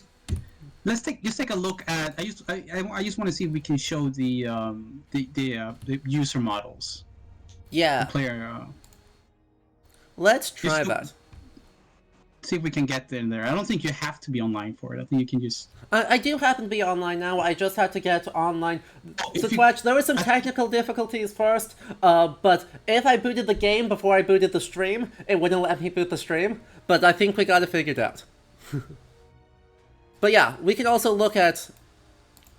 I think if you go to soldier if you go to soldier on the top there, I think we can get different. Yes. Yeah, here in the customized soldier. Yes. So let's see if we can go to the. Can we switch to the German side? See if we can. We can try. Let's see. Customized soldier. Assault. Go to customized soldier, and then you should be able to if you go to. That's just. Well, that's British. Sikh turban, but otherwise. Yeah, so there is the representation of a British Indian soldier in the multiplayer, and then if you use the sniper one, there's a black British soldier, is as the player model. Mm-hmm. This is in fact the guy from the tutorial, isn't it? No, that's actually that's the black because look at he has the Brody helmet and yeah, he has a British helmet, but the face model looks like they may have a limited number of faces. Exactly, they had one black guy. Oh no. That's all they had. I'm sorry. That's as much as DICE could afford. Yep. Let's see. If, God, I'm like I forgot how to change into the faction. Yeah, I don't know that I have a way to do it because I can only. Yeah, let's see if you can go into a multiplayer match against the Germans. Yeah, well, So let's we- try it. Quick match, and Apocalypse is dogfights. Conquest, domination, frontlines, base game. We'll see if it lets me. If I even get a chance to choose. Now you're gonna get the intro there. I'll use that. I'm gonna get up something in the meantime. Yep. Because this is gonna be something that I think it's gonna be very surprising to people, but I love to do it. Wow. So this is basically the same as what the frontlines mode in Verdun is, except less structured, right? Mechanically, Verdun has you like three minutes. You swap sides, going back and forth across 1 or 2 trenches. Are you actually playing right now? There's actual active lobbies. Apparently the game is not dead yet, which we love. Which you love, by the way. Let's see if you can. Are you playing as the Germans? Not yet. I'm still. I can't skip. Yeah. I'm not allowed to skip the. Oh. Oh, Maybe? the French. There we go. Oh. We okay. are waiting for a lobby. We are in matchmaking. Okay, We'll let's see if we can. We'll see what it lets me do. It's just finding a match, so we'll see if they even give me a choice in the matter. In the meantime, I have 27 battle packs to open, so let's open some loot boxes. Let's open those. Yeah, some. Actually, you got them all for free. So. I did get them all for free. What an incredibly silly. Yeah, you got a nice little skin there. It's a legendary skin. See. Hooray!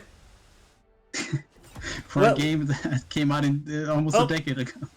We just got into the game. Fantastic. Great, it is hopefully. loading, so we will see. Historically accurate loot boxes. Yep. Absolutely. So That's what they were fighting, for in those trenches. Exactly. We are in Amiens, so we should be pretty. I guess we're either very early in the war or very late in the war if we're doing fighting in Amiens. Friendly forces, German Empire. We did it. Oh, great. All right. Oh, there he is. So, We got him! as we see on the screen, this player model made a lot of people cry. They were very angry of seeing a black soldier in German uniform. The argument is, of course, that this was a proof of diversity gone wild, that this was never meant to be, that black people in general did not exist in Germany at this time, and they absolutely did not fight in German uniform. This is, of course, not true. There has been an African presence in Germany for hundreds of years. And there was actually a remarkable presence in Germany in the decades before the First World War, because Germany was now a colonial power. Of course, they owned several African colonies, and this meant that there was mobility and migration between these African colonies and mainland Germany. And there are several Afro-German soldiers that we know of. Mm-hmm. I mentioned several of them in my book. Many of the ones that we found were decorated soldiers with the Iron Cross, everything you can imagine. But obviously, this image created an uproar. it led to many online threads of people just saying this is historically inaccurate, this isn't true, whatever, whatever. Um, I want to, before we go into more history, I want to bring you attention to this photograph. I'm gonna put it in the chat. Perfect. And we're going to I'd like you to take a look at it, if you can, if you're there. see if we're able to get that up on stream. Oh, that would be amazing. This is an extraordinary photograph of the Landwehr Infanterie Regiment number 25. Mm-hmm. And I obviously think you will notice something very, very quickly in this image. Yeah, give me just a sec while I am still getting it up, and Of then course, we will... I'm talking to the ones who are privileged to be here during the actual stream themselves. Perfect. So if you don't want to miss out, you have to come and watch the stream as it goes, and not watch an archive. Exactly. It is going to be up, visible to everyone on stream in just a moment. I just have to get the right page captured.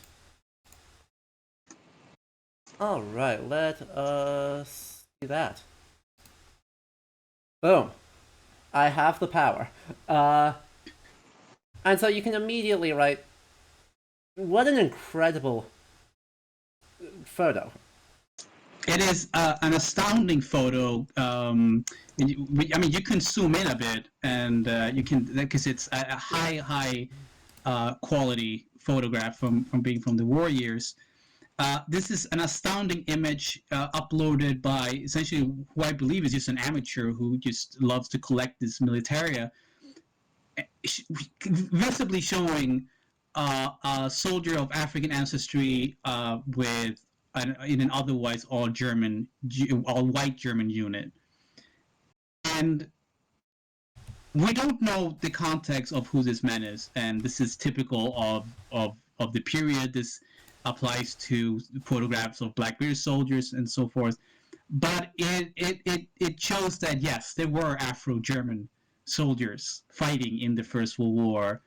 And not just, right, I saw some things, I was looking up stuff last night to get ready for this, and right, there was things talked about, oh, they were like regiment musicians, and there was like maybe 15 of them, and they were in mostly non-combat roles, and it's like, no.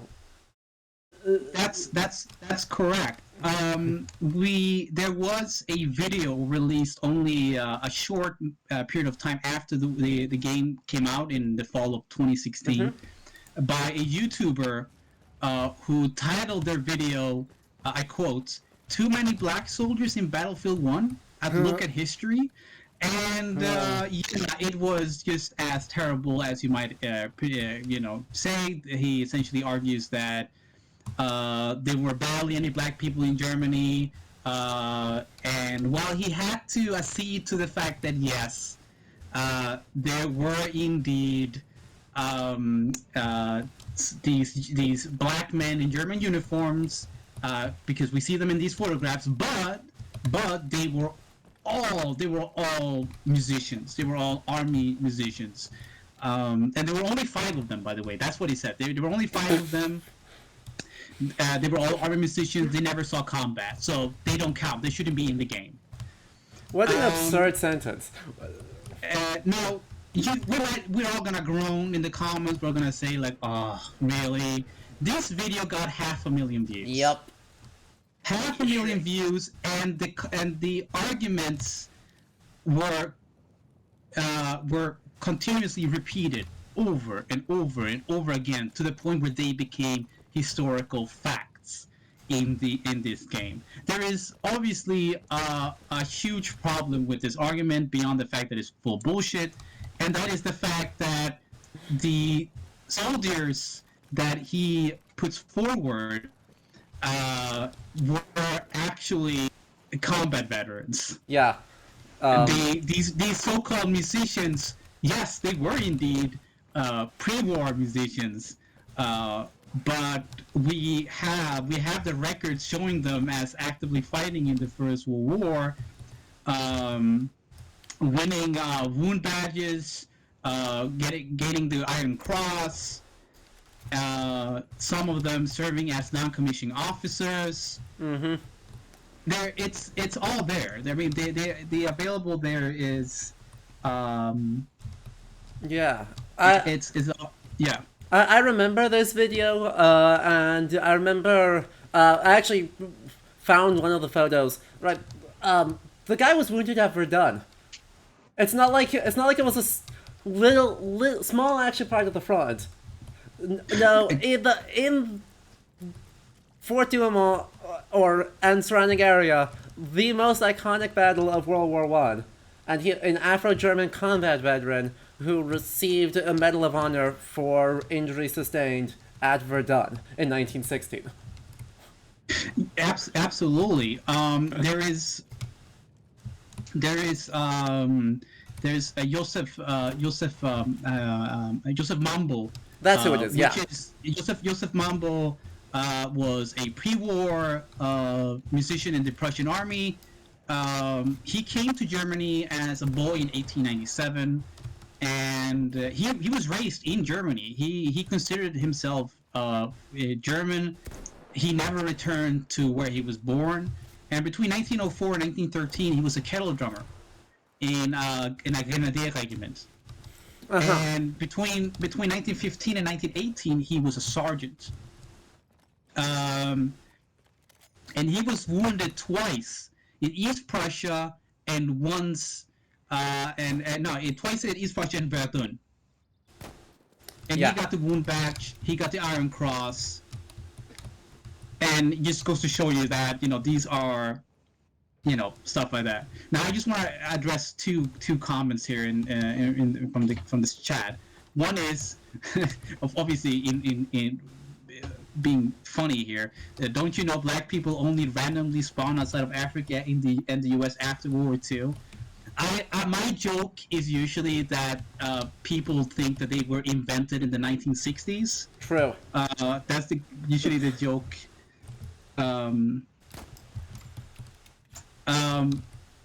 And Raptures obviously writes, it's incredible how people grasp at so many straws to justify black soldiers in the Confederacy, but for anything else, it's all just coincidence and too small to count. And I think that's an incredibly astute observation. It's a very good observation, and it's very true that yes, that's all I'm gonna say. Yeah, I mean, I think I think I'm going to go farther and say, right, fascists only want people of color to exist if they are defending fascism.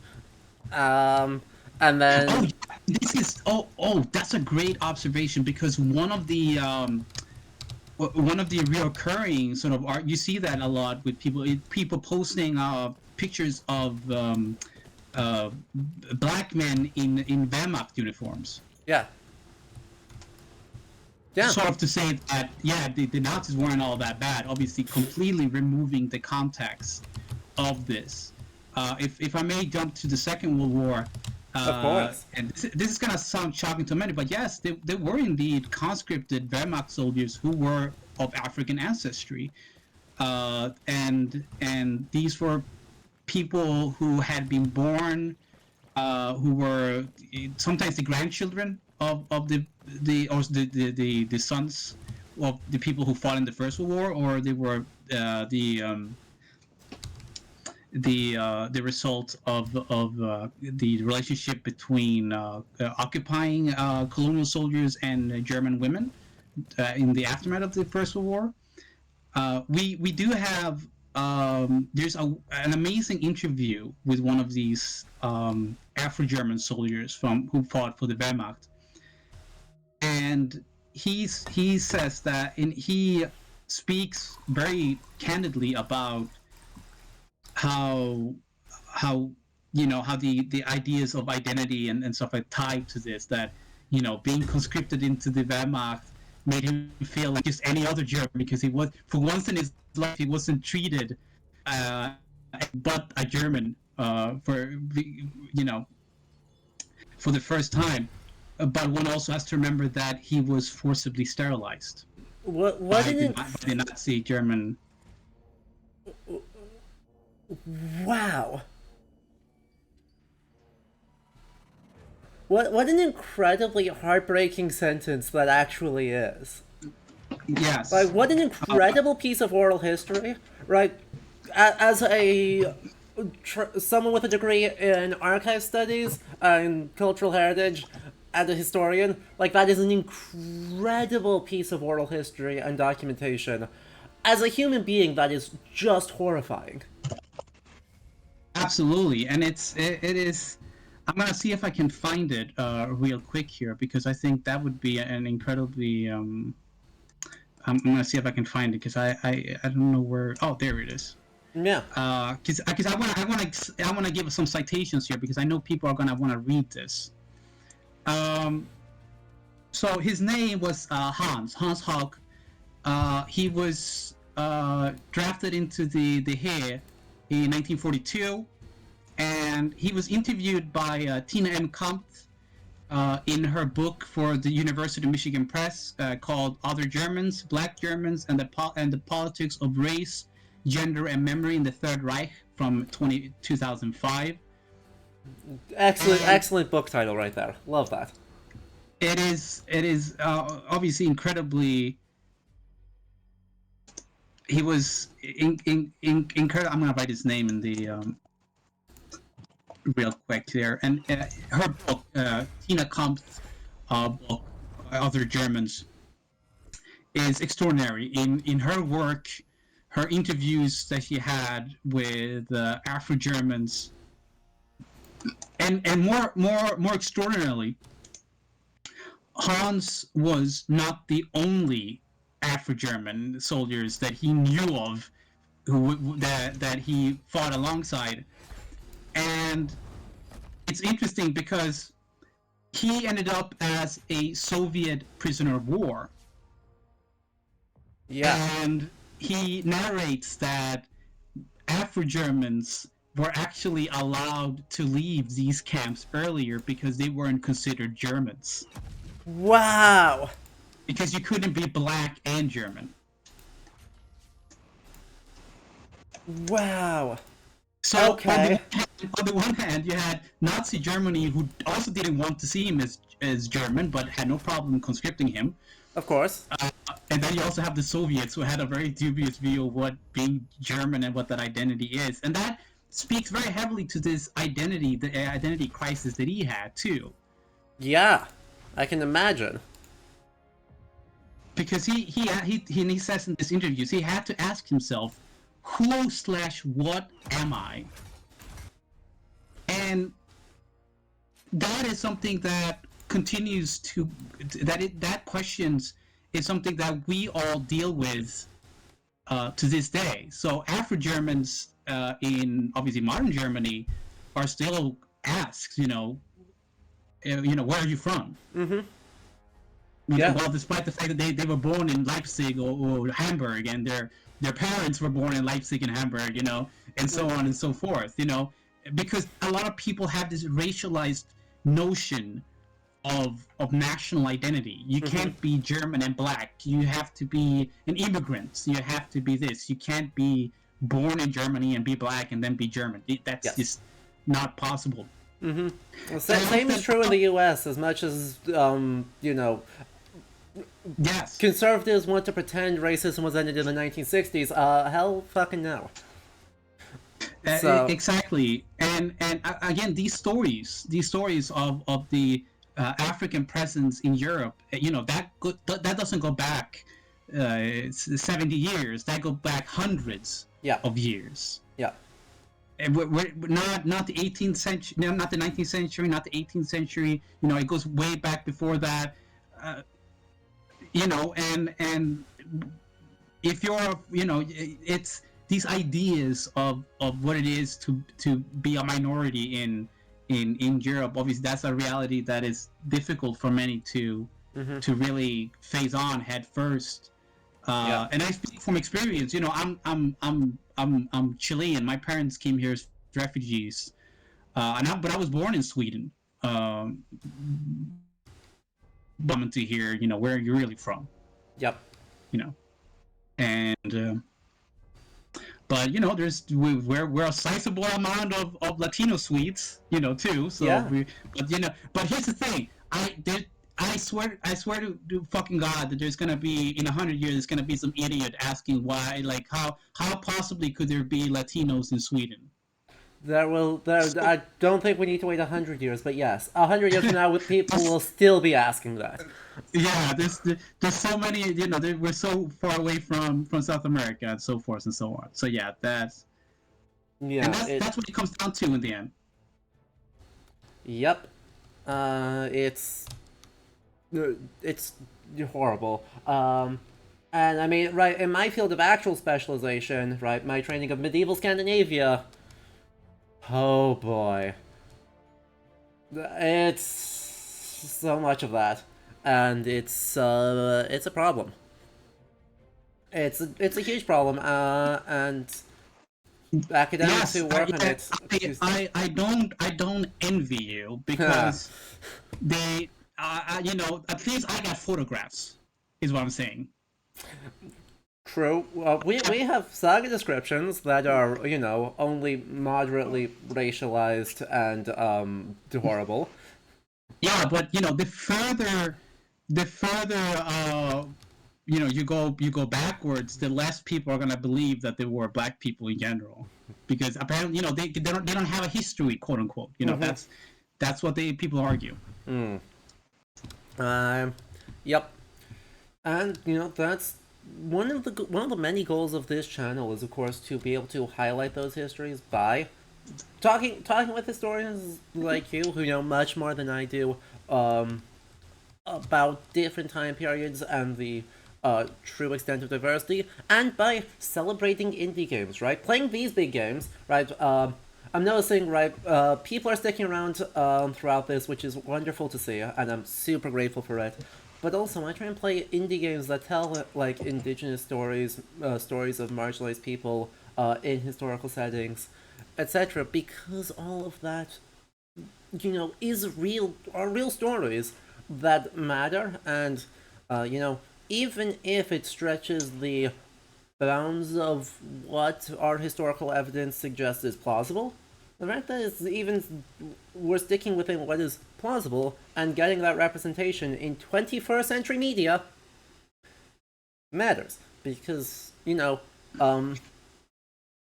want to pivot here while I hop into the making the war story that made the racists very mad, by replaying the Nothing Is Written story, to think about, like, why does World War One, and really any historical war older than World War Two, still matter in the 21st century, right? Which is an ungraceful way of saying it, but hopefully, right, that thought is intelligible, where there is a point where it is long enough ago that there is not a clear line of cause and effect that stretches into the present day, right? So insofar as history teaches us about how we got here, there is a cutoff point at which that becomes such an incredibly messy sentence that I don't think that's true. So I want to think about, why do these stories matter? And, well, once again, I want to reiterate, chat. In the past year, we have had 6 games either launch or be announced set in World War One. Asanso came out about a year ago. Valiant Hearts Coming Home, which we are playing tomorrow with Chris Kemshall, came out in January. The Great War Western Front came out in March. Amnesia the Bunker came out last week. A new turn-based strategy game on the Western Front got announced this week, and a new game, Last Train Home, also, about the Czechoslovak Legion, got announced this week. And so, right, there's an enormous explosion in 2023 of World War One media. And that suggests there's something about this war that still, really captures the imagination and captures something meaningful. I want to try and dig in a little bit while we're playing in here as to what that something is. very, very interesting, and it's very true. It suddenly came out of nowhere. Also, 2014, the centenary was so important for this stimulation. but I expected things to kind of fall off after the centenary. Maybe a peak in 2019 or It sort of 2018. did. It sort of did, but it's now suddenly come right back at Yeah. it, and I think that's also the interesting aspect that we have to look further into. Yeah, Eldritch Lesbian, it's called Last Train Home. It's slated to release next year. So it only just got announced, but it's a game about the Czechoslovak Legion in the Russian Civil War, and their frankly banana story of crossing Siberia to get to British ships to be able to evacuate from Russia.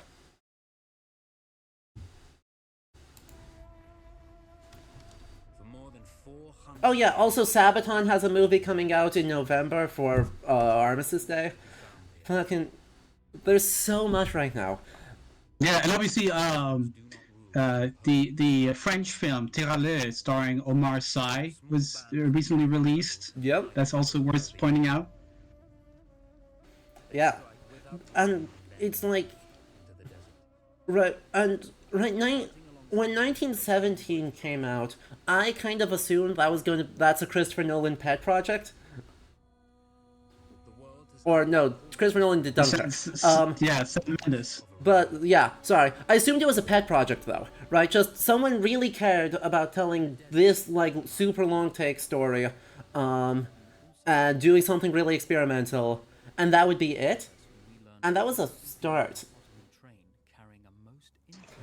Of just having so much. Little Ginger Birdie asks, could the explosion in World War I games be because enough time has passed that people feel more comfortable examining the time period? And I think that's true. I super agree that's true. I think the centenary gave people permission to start revisiting these time periods and these stories in a way that before the centenary was super not true. Absolutely, where you couldn't go against the official line, the official national line on the First World War memory, where it's like, this is a tragedy, it was a mindless waste of lives. The only good war was the Second World War. Exactly. And relatedly, it seems to me that the centenary kind of enabled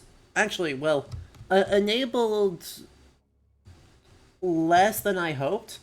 Right, as much as it has enabled a lot. One of the big books I used to help research or get ready for this whole series of streams was the Oxford Illustrated History of the First World War. Mm-hmm. Classic. Which is, a dated book, right? It's from 2014, and it's not like scholarship has slowed down since then, but still is a, I think, very useful book. And the introduction specifies, right, academic understandings up to the centenary had not in 2014 really penetrated popular conscience in any substantive way. And correct. so there is, let's see if I can find it, because I have some books here. Let's see if right, the hope they expressed in that is that the centenary would enable contemporary understandings of the war in all of its diversity and weirdness in a way that 50th anniversary narratives had not acknowledged.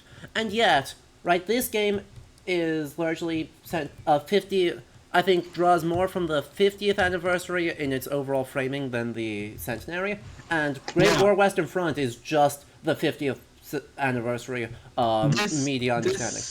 This is a fantastic book. This is Dan Todman's the Great War myth and memory that looks at the development of all these narratives in Great Britain. Phenomenal. And I can't recommend this enough for those who want to know how the memory of the First World War developed the way it did. This book has all the answers that you might want to know as to why people has remembered the war in a specific way for so long. Mm-hmm. And I just want to put it out there for those who might be interested, because yes, we're starting to see a change, as you mentioned. We're starting, but just now, more than 100 years after the war. And seeing that change driven in books and a couple of films, not universally in films, and honestly, like smaller game projects, as a place that's in some ways leading the charge on that. Because while you were on your research trip, you visited the First World War Gallery in Santiago, part of the Military History Museum there. And from what you posted on Twitter, it looked like it was pretty representative of what World War I in museums looks like. Yeah, absolutely. So during my research trip to Chile, I visited the Museo Histórico y Militar, the Historical and Military Museum in Santiago, the capital of Chile. And they have a gallery dedicated to the First World War. And it was indeed very much representative of an older historiographical approach to the First World War, the way we used to remember it. It is an incredibly impressive museum by South American standards. It is an amazing museum. But it reminded me a lot of how the Imperial War Museum used to look like. Yeah. For those who don't know, the Imperial War Museum in London used to have something called the trench experience, which was essentially this life-size sort of diorama of a trench that you could walk through. I can confirm. I was there. I visited there in 2014, and they still had that. They were just about to close it down at that point. Exactly. So they would have these mannequins, and they would have these sounds, and it's really cool if you're a kid. I was a teenager when I first got to walk through it. It was amazing. It's like, whoa, I'm in the First World War, right? But it is sort of an older take. It feels like an older traditional museum take and stuff like that. And the Chilean museum, the History and Military Museum, also had a trench diorama that you could walk through. Actually featuring German soldiers, interestingly enough. But the texts, the signs, and the objects all reflected these older traditional narratives of the war, which was quite.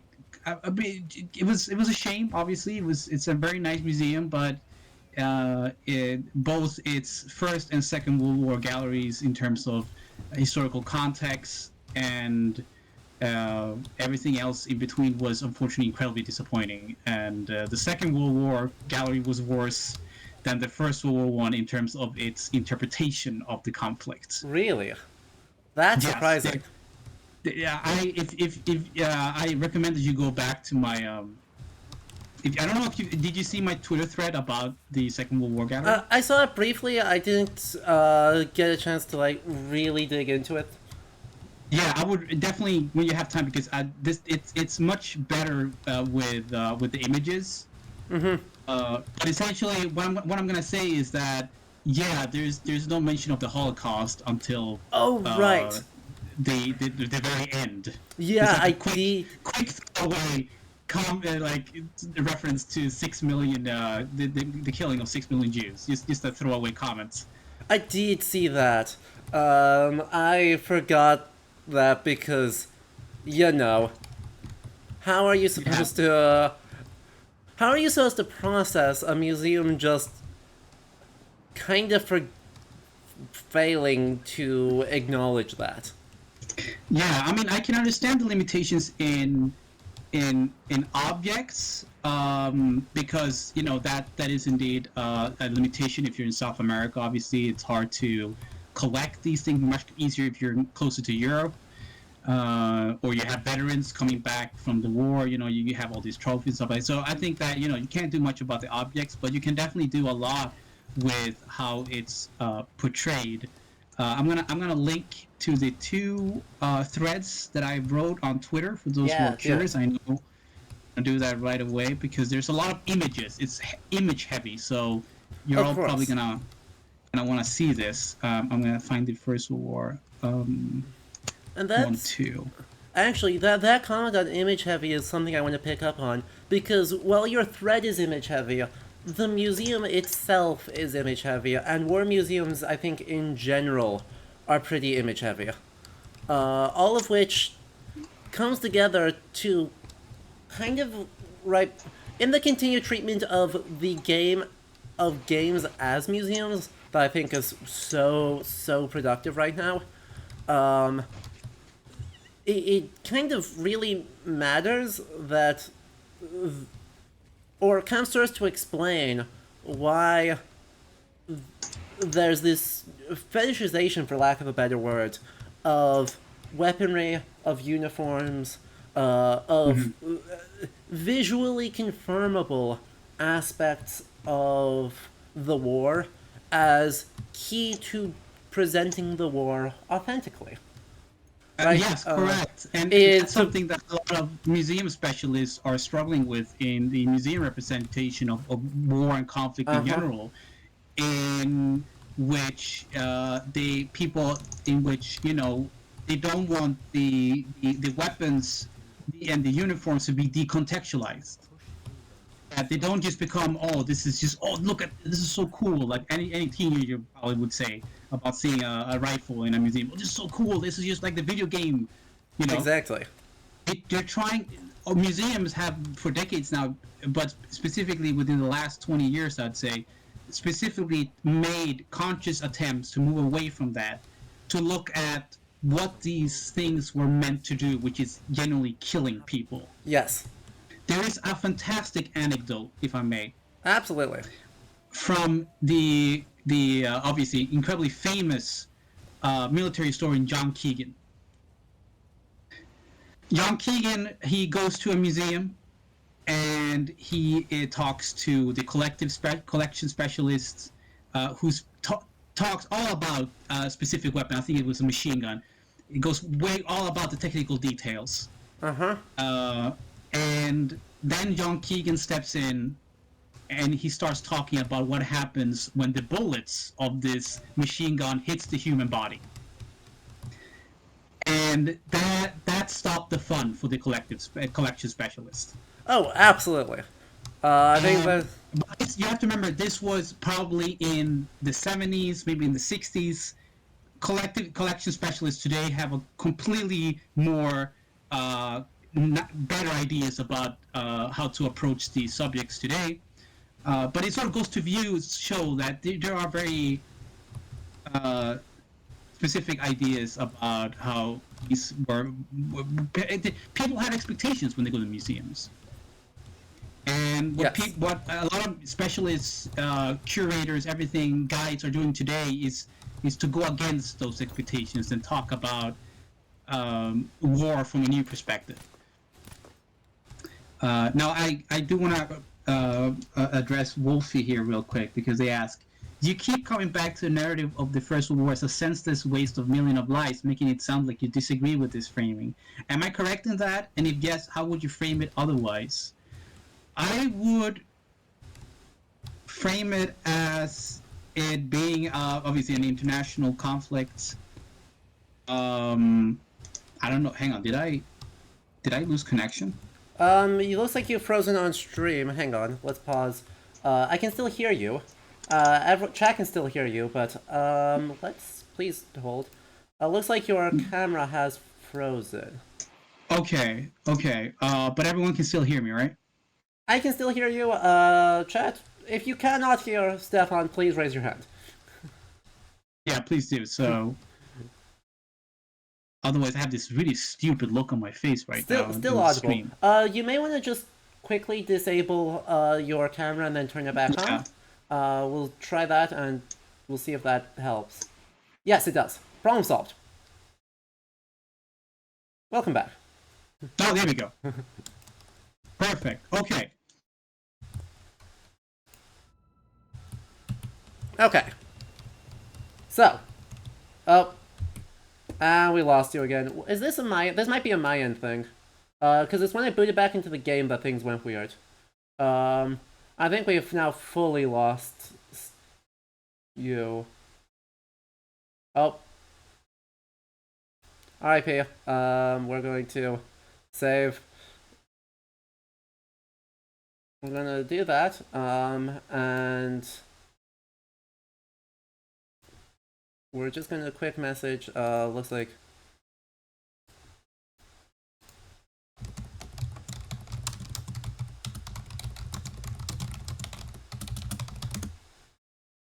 Perfect. So we're gonna try and load back in. And then soon as Stefan's back, we're gonna keep going again. The joys of the internet, right? Yep. Poof, gone. So we're on pause here. But while Stefan loads back in, I'm gonna give my answer to that question. Stefan has a better answer, but I still have some thoughts. And honestly, it was caught. Dragon Wolf summed it up really nicely. Of that, the problem is not that that's the story, but that that's where the story ends. Right? It's very much a product of the 50th anniversary to say that that's where the story ends. And there's a lot of other stories that also deserve to be told. And it looks like Stefan is alive again. Welcome back. Yes. Sorry about that. I think it was something with my internet connection. I think that's it. It happens.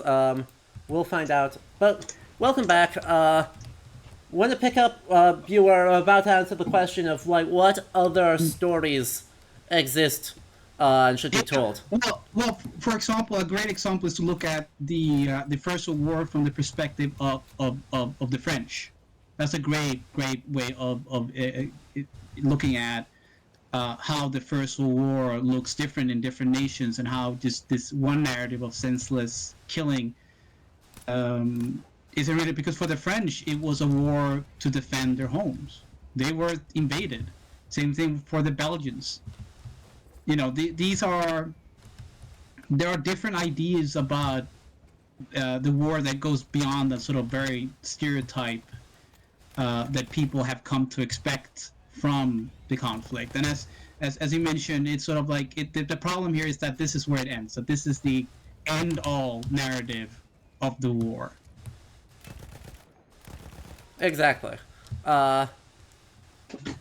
It's a very American thing. It's a very Anglo-American thing to say that this is what the war is, and it's very much a product of the 50th anniversary of the war, and honestly, as early as the 1930s, with All Quiet on the Western Front. Right. The book was actually not well liked by a lot of British veterans who thought, firstly, it was the fact that it was a German book that became super popular was insulting, and secondly, the summation of the war to be just this was insulting. Yeah, and also we also have to add to, in particularly when we talk about the Anglo-British, Anglo-American perspective, and it is that sort of worshipping of the war poets as well. Yes.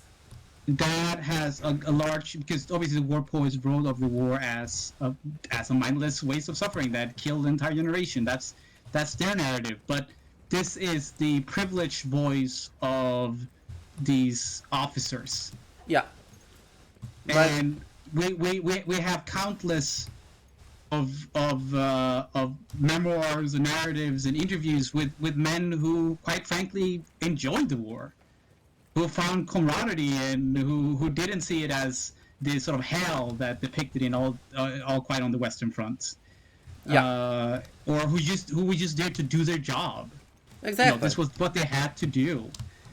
Right? Or you gotta send stuff home, send your wages home to your family, and that matters, right? This is a good way to make a job. I can think here of like Egyptian the Oxford Illustrated or the Oxford Illustrated History talks a fair amount about right, like Egyptian peasants viewed serving as trench diggers and non-combat roles for the British Expeditionary Forces as way better than being a peasant in Egypt. And so volunteering and signing up and sometimes being impressed into that sort of service, all as valid options and options with real tangible value in a way that Absolutely. Siegfried Sassoon and W.H. Auden never understood or expressed. Exactly. I mean, another great example is the British West Indies Regiment, who consisted of people of color, particularly men of African ancestry from the British West Indies, who enlisted voluntarily for a variety of reasons, which included, a job. They wanted to feed their families, but also because they wanted to prove themselves to be British.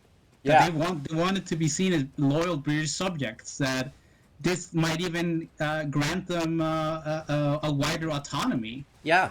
within the British Empire. Yeah, all of those. And honestly, right, those are extremely interesting stories to be telling. Right? As much as, I think there is something valid to be, right, in defense of the war poets, I am increasingly in the camp that poetry is one of the few ways to actually capture the sometimes gravitas of this conflict and the moments of hellishness. There's very few things that actually give that shape in a way that doesn't feel cliche, and the war poets came as close as anyone can. But Absolutely. And whenever I talk about, for example, the participation of soldiers of color, I usually quote from a memoir that was written after the war. Which, I mean, if you guys want to hear it right now, I can. Absolutely. I'll tell it. I'm just gonna bring it up here. So let's see if I can find it, because it's there it is. So this is from a memoir written after the war, and I'm gonna read it. Quote: It was just at dusk when they opened a terrific artillery fire on the wood. In 5 minutes, half of our men were dead or wounded. Those who could ran out, and among those running was my brother Roy, carrying on his back a man thought to be wounded. It turned out he was dead, and then he too fell, killed by a shell that burst a little distance off and sent a small fragment of its casing straight into his heart. We buried him with others next day, all wrapped up in blankets and placed in a field already established in anticipation of the battle, not far from where we had our camp. I cannot speak of how I felt. We were good friends, and I was to be lonely for the rest of the war, lonely and bitter. Roy had a fine mind and a large and generous love of life and people.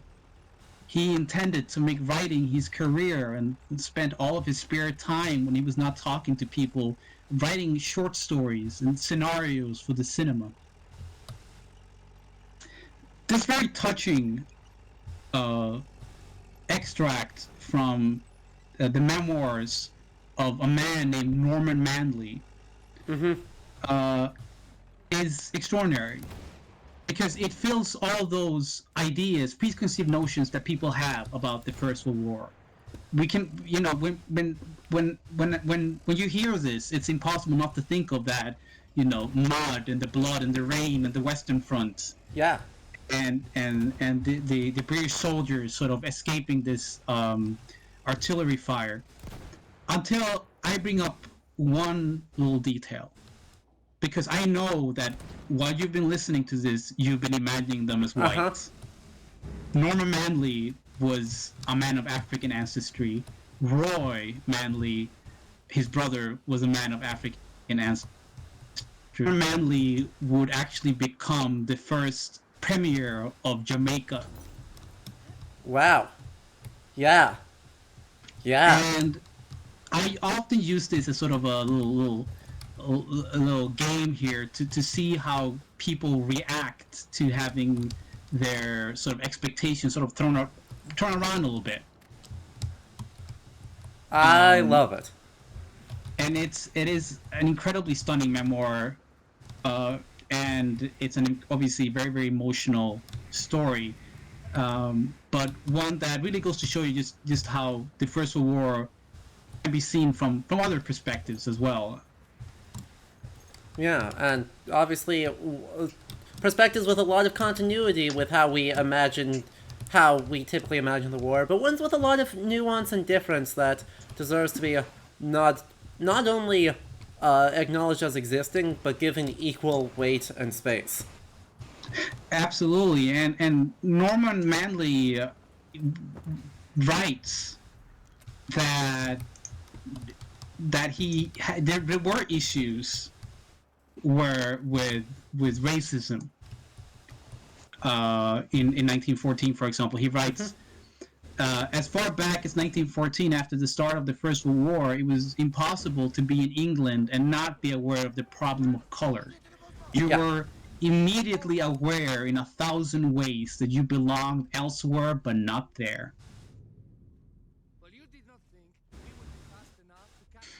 But you know that's something that that does change. You know, for because Manley also spoke that him getting to know white soldiers and the camaraderie that did change a little bit with the racism.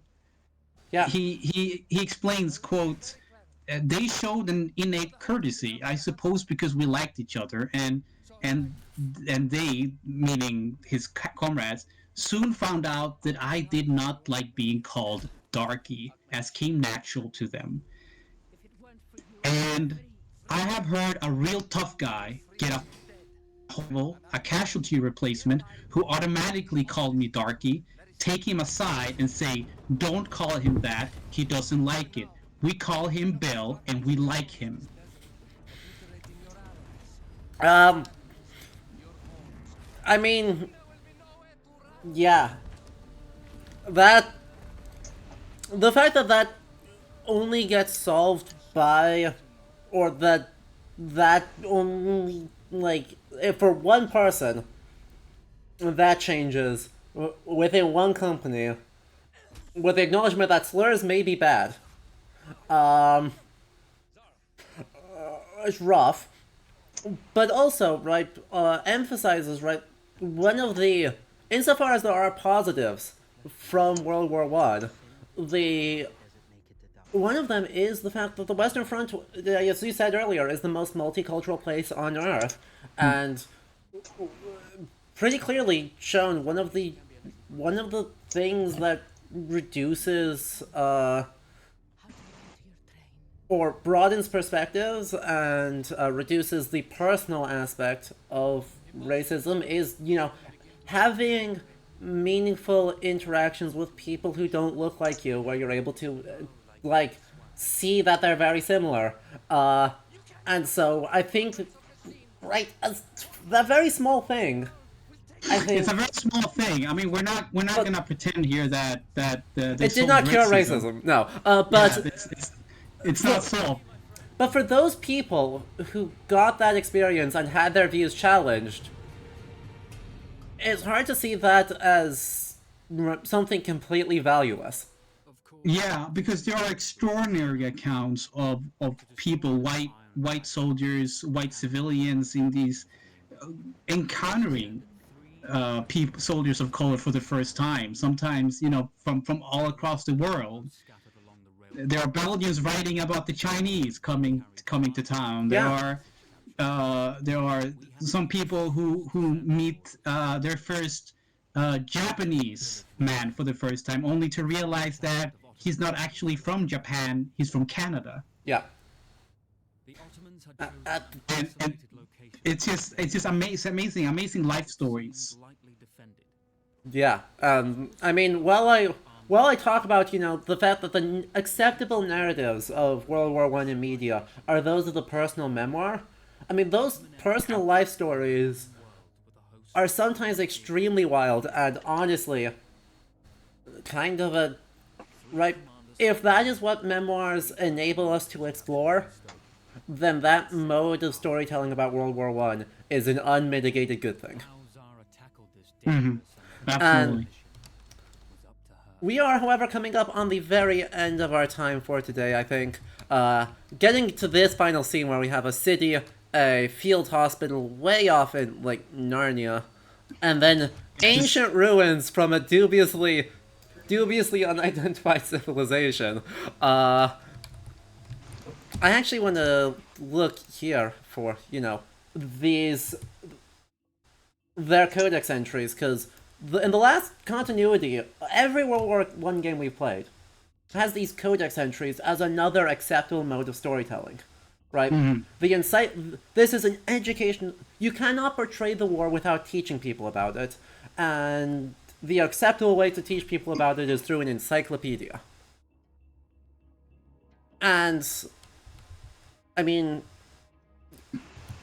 about individual people, right? Gertrude Bell, who is incredibly cool, for the record, and T.E. Lawrence, who I don't think really needs a whole lot of introduction. Uh, but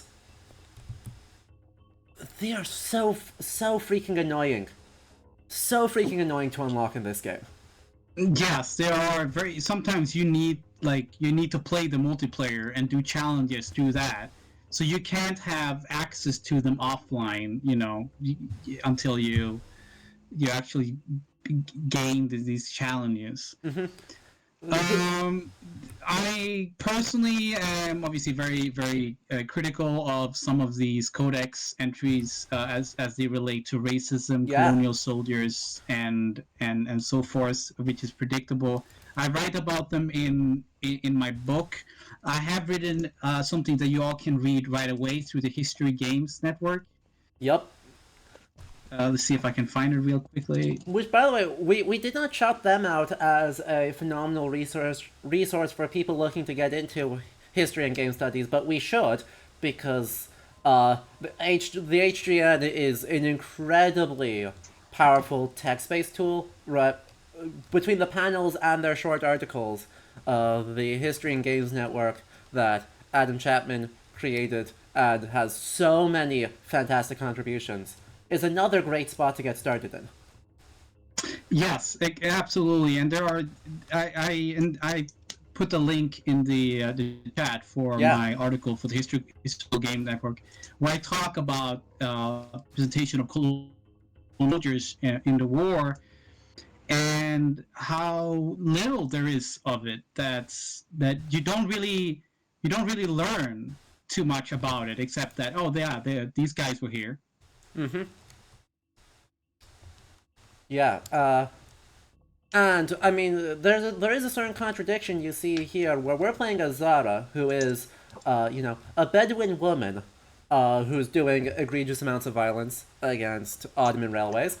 And in the second mission, our entries are on a British archaeologist, a British diplomat, and current army colonel. A bit of technological history on tanks in the desert. And which that might be the one I try and unlock, because I know where the tank is, I know where the officer is, I just have to go murder them. And then the role of women in World War One, which is mostly going to talk about, like, nurses, factory work, the home front, right? I don't even have to unlock this one to know that this is going to be talking about the home front and not women in combat roles. Yeah, exactly. And again, then the content too is important to look at, because it's not good. It's just not that good unless you look at the weaponry, because if you compare the codex for a rifle and the codex for racism, the one with the rifle is the most researched one. The racism one is practically sort of like, oh, war makes every man equal, and it's like, no, No, fully no. And I literally I have written about this. You can in the link you can read more about it, where I sort of point out that it sort of ignores how institutional and personal racism affected soldiers of colors as combatants, and like how it even affected them after death. Uh-huh. Like how British, like how African soldiers, for example, were buried separately in like worse graves, in like mass graves and whatever. Like, you know, there is no that the mobilization, the way that colonial soldiers of color were used on the battlefield, that was or weren't used, were tied to racist ideas of either black soldiers as these natural warriors, or black soldiers as these incompetent childlike creatures who are not allowed to wield a rifle. Yes. Or both at the same time, somehow. Or both at the same time, yeah. The contradictions aren't there either. Exactly.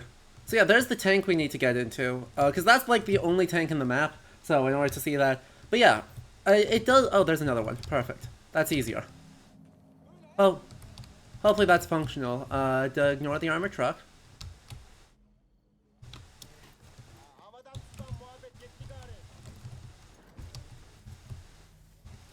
We're gonna try and knife this guy. And then it's gonna be good. But yeah, right, biographies of acceptably famous people and technological history are going to be the two that get talked about, or two that get the super detailed encyclopedia entries, because that's how that's kind of an inevitable thing about an encyclopedia. Right? Writing an entry about someone is going to be easier than writing what is effectively a fairly big social history in any coherently small amount of time. Exactly. Sometimes, like in the case of talking about segregation, for example, it's sort of like, yeah, segregation existed, but it's not explained why segregation existed. Which is also important to understand the context. What were these beliefs Yes. that made it possible? Yes. Alright, let's get into this tank. Let's just steamroll this guy, and then we'll call it a day. Let's do this. I still don't have to actually locate him, but that's fine. He should be... Huh. An interesting problem. I know where he is after I die and reset it. I don't know where he's at this point.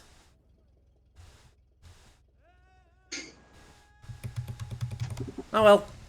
Nothing for it. May as well just roll through this entire ruin with no regard for what we're going to trample until we find him.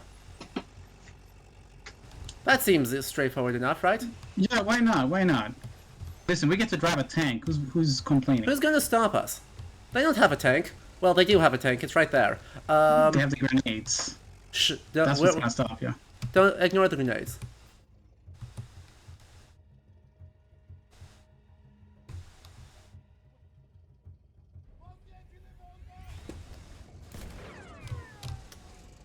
They have their own tank. Oh no.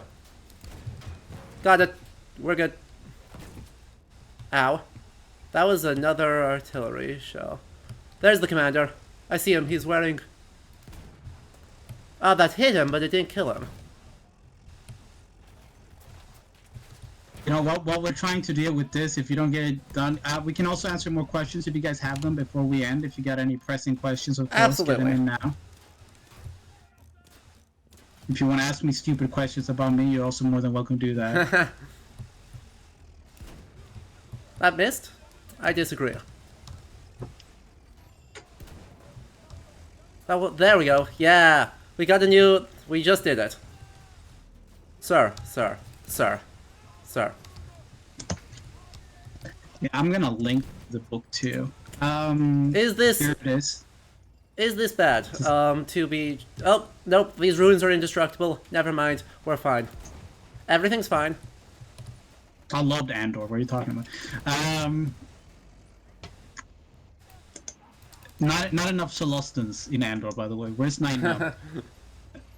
Oh, there's a sniper up there. I suppose I should take care of him, huh? 3, 2, 1. Got him. Alright, anyway. Technological one. We can make one final comment because Yes. about the weird framing of the campaign because it is Absolutely. weird. It is weird. Because it sort of deprives agency in a way from Sarah, who obviously has a reason for fighting, but it sort of becomes like, oh, but she's following the orders of this white guy.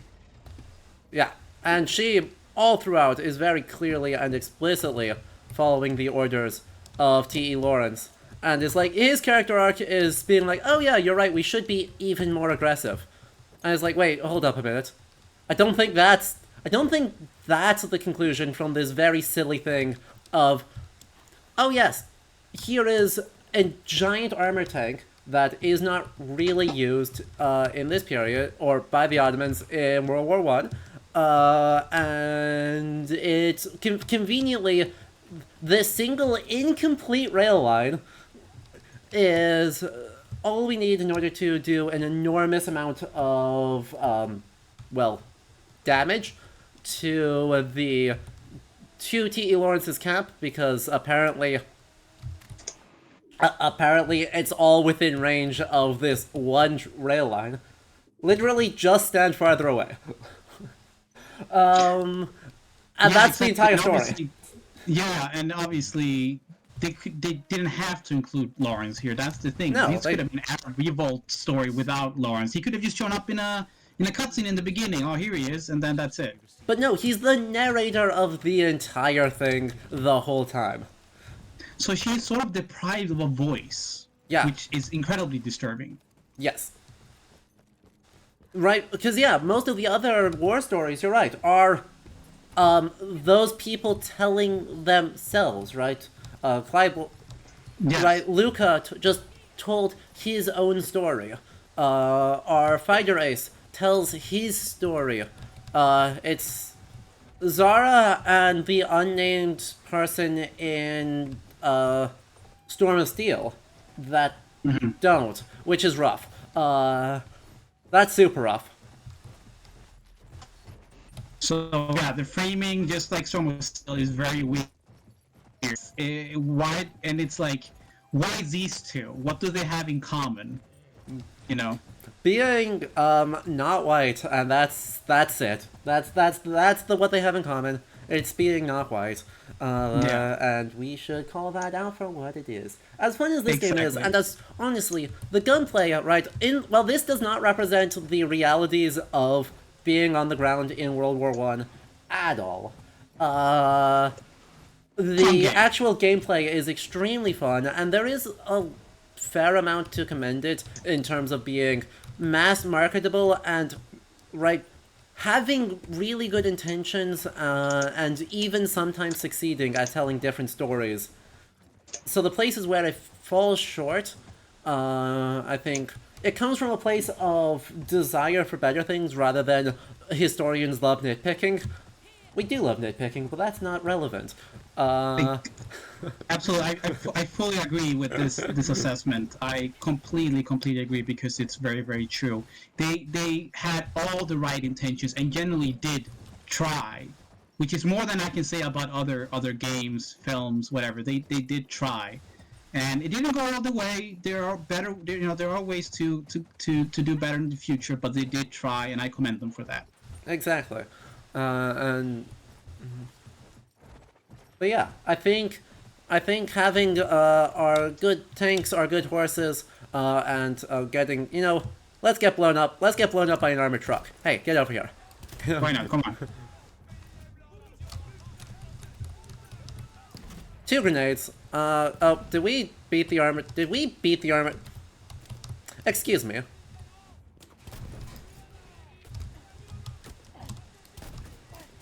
What is the point having this armored truck if we can't even blow us up properly? Okay. Well,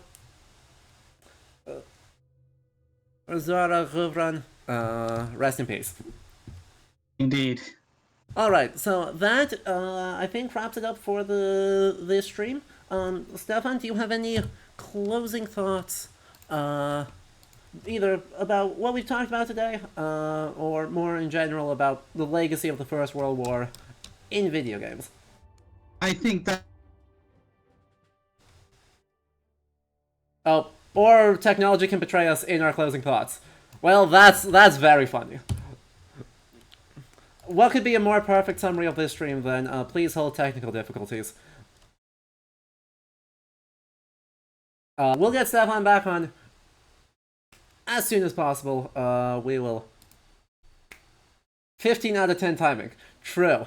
We'll get those closing thoughts in just a moment. Let me pull this up again so I can let him know that he is disconnected.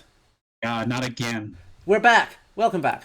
Why is this happening? I think it's something on my end, honestly, because it's whenever we go through a loading screen that everything freaks out for a moment.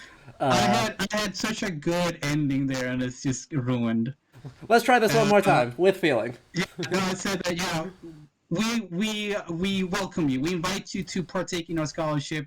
We want you to learn from us. We want you to talk about what you've heard, what we write. Please talk about it on Twitter, on Discord, wherever you want, and join us. Really, like, please engage with us. That's what we want in the end. We want you to talk to us. Don't, there's no need to be afraid. We're not, in the ivory tower. We're just regular people who love studying this. Yeah. So for me personally, please engage with me. I'm on Twitter. I'm on. You can email me. You can find me. Just Google my name, and you will find all my contact details. I can't escape. You'll find my address here too. So that's Sweden for you. Yep. At least give me a call if you're gonna come knocking, okay? But really, thank you for your attention. It's been an amazing time to being here with you all, and thank you for having me. Of course. Thank you for agreeing to come on, Stefan. It has been an absolute delight. We do have some announcements, though, as we wrap up. So, firstly, again, a warm round of applause. You should all check out White Mythic Space, Racism, the First World War, and Battlefield 1, available through DeGruyter or wherever academic books are sold. It's now out in paperback, which means that it's finally, affordable for not libraries, for everyone to go buy, and you should. Now, tomorrow will be the end of Ludo History's deep dive into World War One. So we will be joined, same time, 10 a.m., same channel, by Dr. Chris Kempshall, the author of The First World War in Video Games, and more recently, History and Politics in Star Wars. So, for that eternal question of how do you like Andor, or why have you not seen Andor yet? We have someone who's written a whole book about Star Wars tomorrow, and more generally, history and popular media. So I hope you will all join us for that. We'll be playing Valiant Hearts Coming Home, which means I need to figure out how to get my phone to mirror on the stream. That is a problem for future me. So yes, I hope you will all join us then. If you enjoyed this, of course, though, make sure you're followed to the channel to be notified for that and all future streams. And if you want to support the channel further, consider hitting that subscribe button, gifting subs, sharing bits, whatever you can do to help support the channel, to help make projects like this several-week exploration of World War I in video games possible. So, thank you all for tuning in. Thank you so much for the attention. And from both of us, I hope you all have a very good rest of your night. Alright? Farewell!